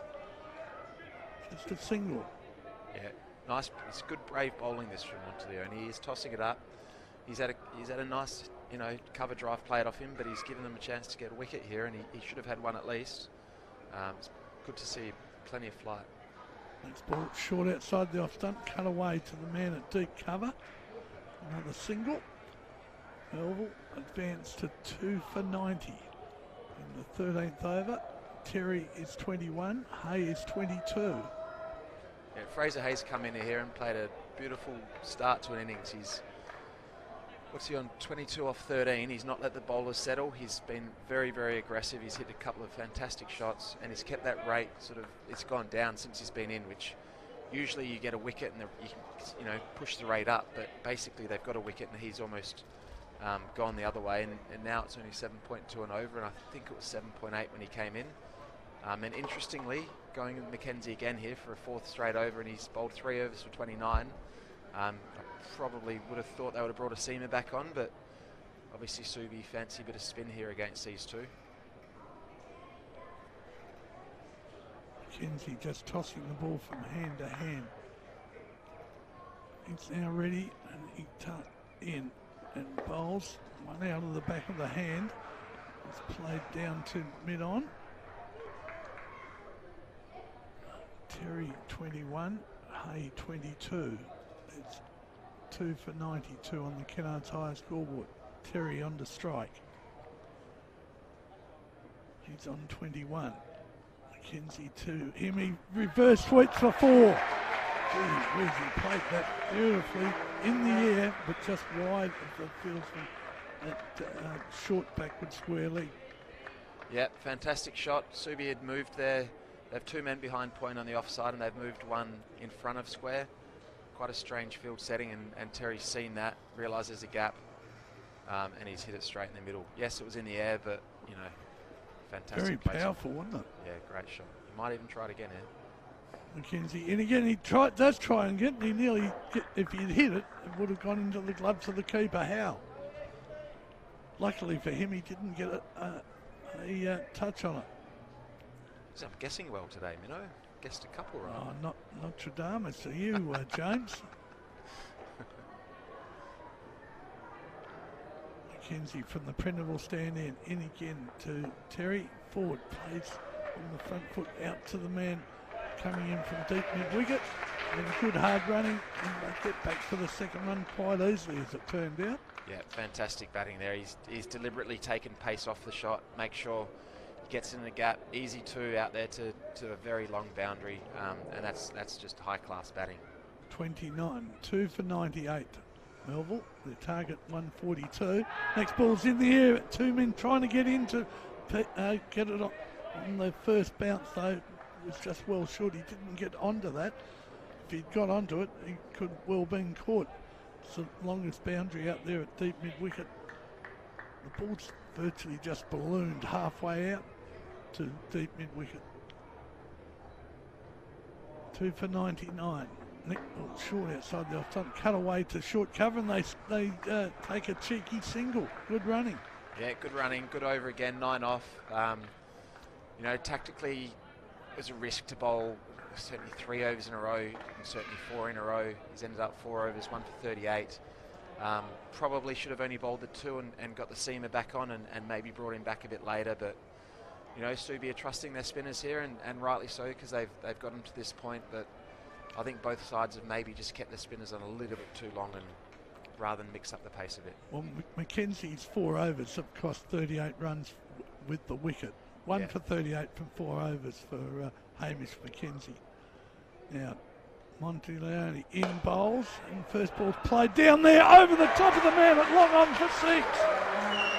Jumping in the air, and it's just gone over his fingertips, over the rope and down the race of the players' pavilion. Fantastic shot. He's not really moved his feet to that. He's just trusted the bounce, trusted that if he gets it off the middle, it's going for 6, and that was comfortably over the fielder's head in the end. Hay 30, Terry 28. Londioni in again. He's got it again. Oh, he hasn't got onto this house, trying to get out underneath it. He doesn't get there. He's run out virtually and picked the ball up on the first bounce. Howe made a valiant attempt. He's run all the way out to square leg to be virtually alongside the square leg umpire and picked it up on the first bounce. Bit of luck there for the Melville batsman. Yeah, a bit of luck. Everything's going their way at the moment. It's the ball's dropping in the right spots for him. Subi look a little bit beaten at the moment. I just like to see them pick up a bit, and they get a wicket here. It's still game on. Yep, 2 for 107. It's now 2 for 108. This ball has been cut away by Terry for a single. Terry is 29, Hay is 31. Hay's only faced 17 deliveries. Terry has faced 28 for his 29. Monteleone in, bowls well up, driven down the ground for another single. Melville 2 for 108. Yeah, good partnership this. Hay's been exceptional, come in, scored at almost 2 runs a ball, and Terry's just sort of ticked along at the other end. Terry on strike. Monteleone in, bowls. He slashes this ball out through the covers for a single. The deep cover does the fielding. Interesting to see what Subi do here. They need to change something up. They need to, you know, get 2 wickets in an over or a really tight over. The spinners are just sort of leaking runs a little bit now. 2 for 110, Melville. This ball is well bowled by Monteleone. Just slash. It's just played very nonchalantly in front of the wicket. Didn't time that at all well. Well bowled by Monteleone. Let's have a look at his bowling figures. 3 overs, no maidens, none for 20. Yeah, he's bowled well. There's a short boundary on the leg side. He has tossed it up. He's bowled at the right pace. That 6 that went over long on. If that was at the other end, that's probably caught the slightly longer boundary. The Melville batsmen they're very good players to spin these 2. So he's done all right there so far. Monteleone. Looks like Hansbury back into the attack from the other end. It is Chris Hansbury, captain coach of Floreat now. With the retirement, unfortunately, through some ill health to Dermot Reid. Hansbury taking on the role as captain and coach, which you've done, Jim. Yeah, it's a tough role. It's very hard to do both. Hard to do 2 jobs well, I'd say. Hansbury around the wicket bowls. Hay sweeps. Very well filled in deep leg gully position. Keeps the scoring down to a single. Kennard's highest scoreboard. 2 for 113. We're in the 16th over. 142 is the target for Melville to be the Premier Club of 2020 in WA cricket. Next ball hit over the top of extra cover once again for another boundary. He loves that shot. Yeah, that's a great shot again, over cover. I think it might have actually gone through his hands there at cover rather than over him. I think he hit it that hard he couldn't quite get his hands up in time, and Hay showing a huge amount of class here as well as, you know, great placement, but that's a really tough shot and he's played it 3 or 4 times. 36 off 20 balls is Fraser Hay. Next ball is to Hay. He's played out in the onside. They've got 1. They're coming back for 2. The return's on its way to the keeper on the first bounce. Hay owns again. Gee, we've said a few times in this game the running between the wicket has been exceptional. Yeah, it has. I don't know why Subi haven't got a mid-wicket in. They've got 2 men behind point, but they don't even need to run a ball now. They need to take a bit of a risk and try and plug that gap. Hansbury in, bowled, a man down at deep, long off, jumps in the air, it's over his head for 6 more. Unfortunately, he's run in a bit too far, and it's gone for 6, but if he'd stayed on the line, I think that's a pretty straightforward catch. And, you know, he's hitting the ball very hard. He might have just misread the flight of the ball a bit, but that's a bit of a mistake, I think, unfortunately. 2 for 125. We're only in the 16th over, and there goes another one to a man out at deep, long on the first bounce for 4. What another fantastic shot by Hay there. He's run down, got it on the full, ball's curled away from the man at long on, and that's a great shot for 4. Well, that was a pretty expensive over from Chris Hansbury. He's now bowled 3 overs, none for 20. 3 overs, none for 32. Monteleone, 3 overs, none for 20. Well, I'll leave you to give your thoughts, James. David Clare will be next. Yeah, another very expensive over, another over of spin bowled. I just feel tactically Subi could have been a bit better here. They needed to get a seamer back on a bit earlier. It's just been a bit same. They're very, very good spinners, but these are 2 of the better players of spin going around, and I think they needed to get a seamer on and try and break this partnership, because these guys are high-class players and they are very, very good players as spinners they're showing here, and it's tactically may have just been a little bit of a mistake. They've obviously missed a couple of opportunities as well, and combined that's costing them. Monteleone to Terry. Drives powerfully. Will it beat bit off? It does! 4 more. Well, it's been an absolute barrage in the last couple of overs from the Fremantle players. You can see the adrenaline rush as Terry and Hay do the fist pump in the middle of the pitch. They're only 9 runs off now. 9 off 23, and they've just about done enough. Terry waits for Monteleone, floats it up, cuts away again powerfully. Moldridge has got a chase on. They'll get 2 more here. Slides in behind it, so just the 7 required now. It's been a wonderful partnership, Jim, between Sean Terry and Fraser Hay. It seems to have happened in no time at all. Yeah, it is. It's just pure skill and pure class by these 2. They've placed the ball well. They've hit it powerfully. They've sort of bounced off each other really well as well. Wells again just picks up the single. That's all they need to do now. Yeah, still no mid-wicket in. Still just tapping it in there, running 1s and 2s. Yeah, it's just high-class batting, this, and a few little mistakes by Subi, a couple of missed chances and a couple of tactical errors, but these guys have been very good. Fraser Hay, a remarkable innings. 48 off 23 deliveries. He's on strike now. Waits for Monteleone. He goes hard and high. Over cover, doesn't quite get hold of it. But he'll come back for 2 and bring up a magnificent 50 in this T20 final. Well batted Fraser Hay. 100 yesterday in grade cricket and 50 today in the Premier T20 final. Thanks to the spectators here supporting Melville. Yeah, fine 50 that. 50 off 24 balls. Come in when the game was sort of on a real balance. and basically came in and just taken the game away from Subiaco. He's played spin so well. I don't think he's faced a ball of seam, which is strange. But he's played absolutely brilliantly, and he's played all around the ground, sixes, fours, singles as well. Fine knock. Just 4 runs to win. He smashes this one out to deep mid-wicket. Cameron Green's out there. But since ball 1, the ball's just sped off the middle of that bat of his. 51 off 25. 3 to win. Absolutely, and he's not looking at a not out. He's just looking to try and get this game done, and that's also a fantastic sign to see some selfless cricket and just trying to get the job done. Terry waits for Monteleone. Makes room for himself. Thumps it high, a bit off. There it is! Melville take the grand final of the WACA Premier T20 competition for 2018-19. And a wonderful bonus.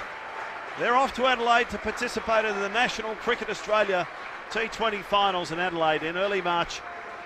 And what a trip that will be, Jim, for the first grade team. A trip away with their mates, but to compete against the best club teams in the country. Yeah, that's a fantastic win, and you know, we've seen a lot of teams this year certainly playing against them for Claremont, and this is the best team we played against by miles. They have seamers, they have spinners, their batting is extremely powerful. They play spin well, which is massive in this format, and that's a fine win, and you know, the lads are elated there. They wanted to go to Adelaide. I talked to their coach after they beat us, and that's been a real target of theirs. They're going to have a great trip. They've got a decent chance of winning it. They're probably the side from WA that have got the best chance of winning it. As I say, they've got all bases covered, and just fantastic to see a very, very good group of blokes, a very good group of players win this game. Yeah, well, that partnership realised 80. What are we now? They got made 143, so 85 runs. We see the joy and elation of the two players on that replay there as they come together. That's a great shot, isn't it? Just jumping mid-air. Sean Terry and Fraser Hay, absolute jubilation. So it obviously meant a lot to them, Jim. Yeah, it is. It's been, as I say, they were very happy when they won the semi to get here, and you know, they're a very, very good side, and they're a very proud side. I think Minnow mentioned about Drew Porter. This is 14th final. They've won plenty of them. They've lost a few, but they've won plenty. And these guys, it's a huge win.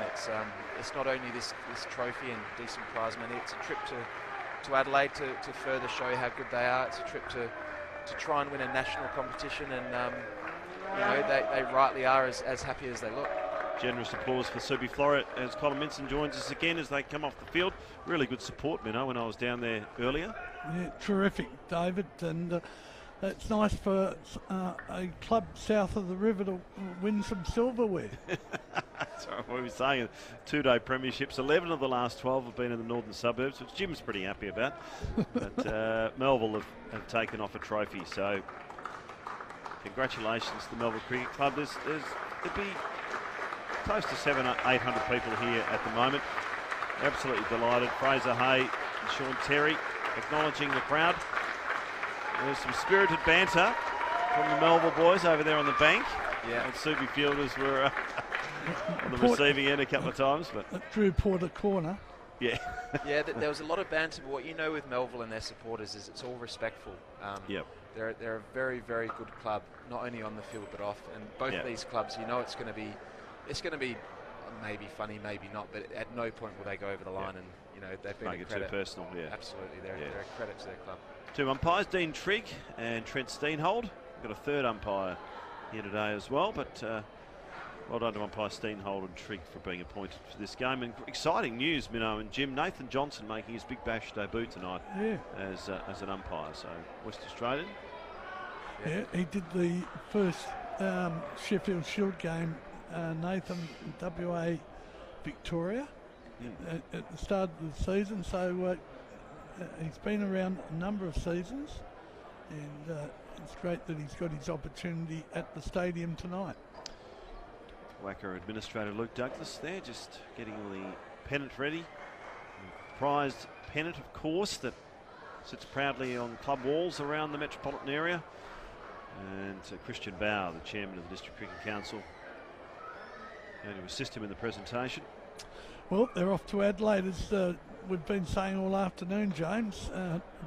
They'll take on two teams out of Victoria and New South Wales, a team out of Queensland and Hobart. So that's going to be an interesting concept. I remember some years ago, David, when I say some years ago, in fact the then chairman of the Cricket Council and president of the Melville Cricket Club put up an idea that there would be a six-state premier competition of the two-day competition. Okay. But it didn't get to first base. No. Like this 2020 competition has got the first base to go to Adelaide. Yes, well, T20 format, maybe that was the trick, Minnow, that Cricket Australia was happy to support a T20 competition, and it's able to be played over a few days. Two-day cricket carnivals take some time, I suppose. Yeah, absolutely, and fair enough as well. It's, you know, there's a huge amount of resources gone into this already, and this has been a fantastic competition. Yep, well, congratulations, Mel, and congratulations to Subiaco. They won the Colts under 21 2020 competition, and as we said during the broadcast, Jim, 4 of the Subiaco players in the senior side played in the Colts winning side against Scarborough this morning. Yeah, full credit to the club as well. That's a great achievement to have that many guys here all day. You know, Melville, that's a great win. I think, as I said, those last 2 overs with the ball were massive, just to get the momentum back. I don't know if we can hear Christian Bauer, the effects mic. He seems to be speaking with a microphone, Minnow.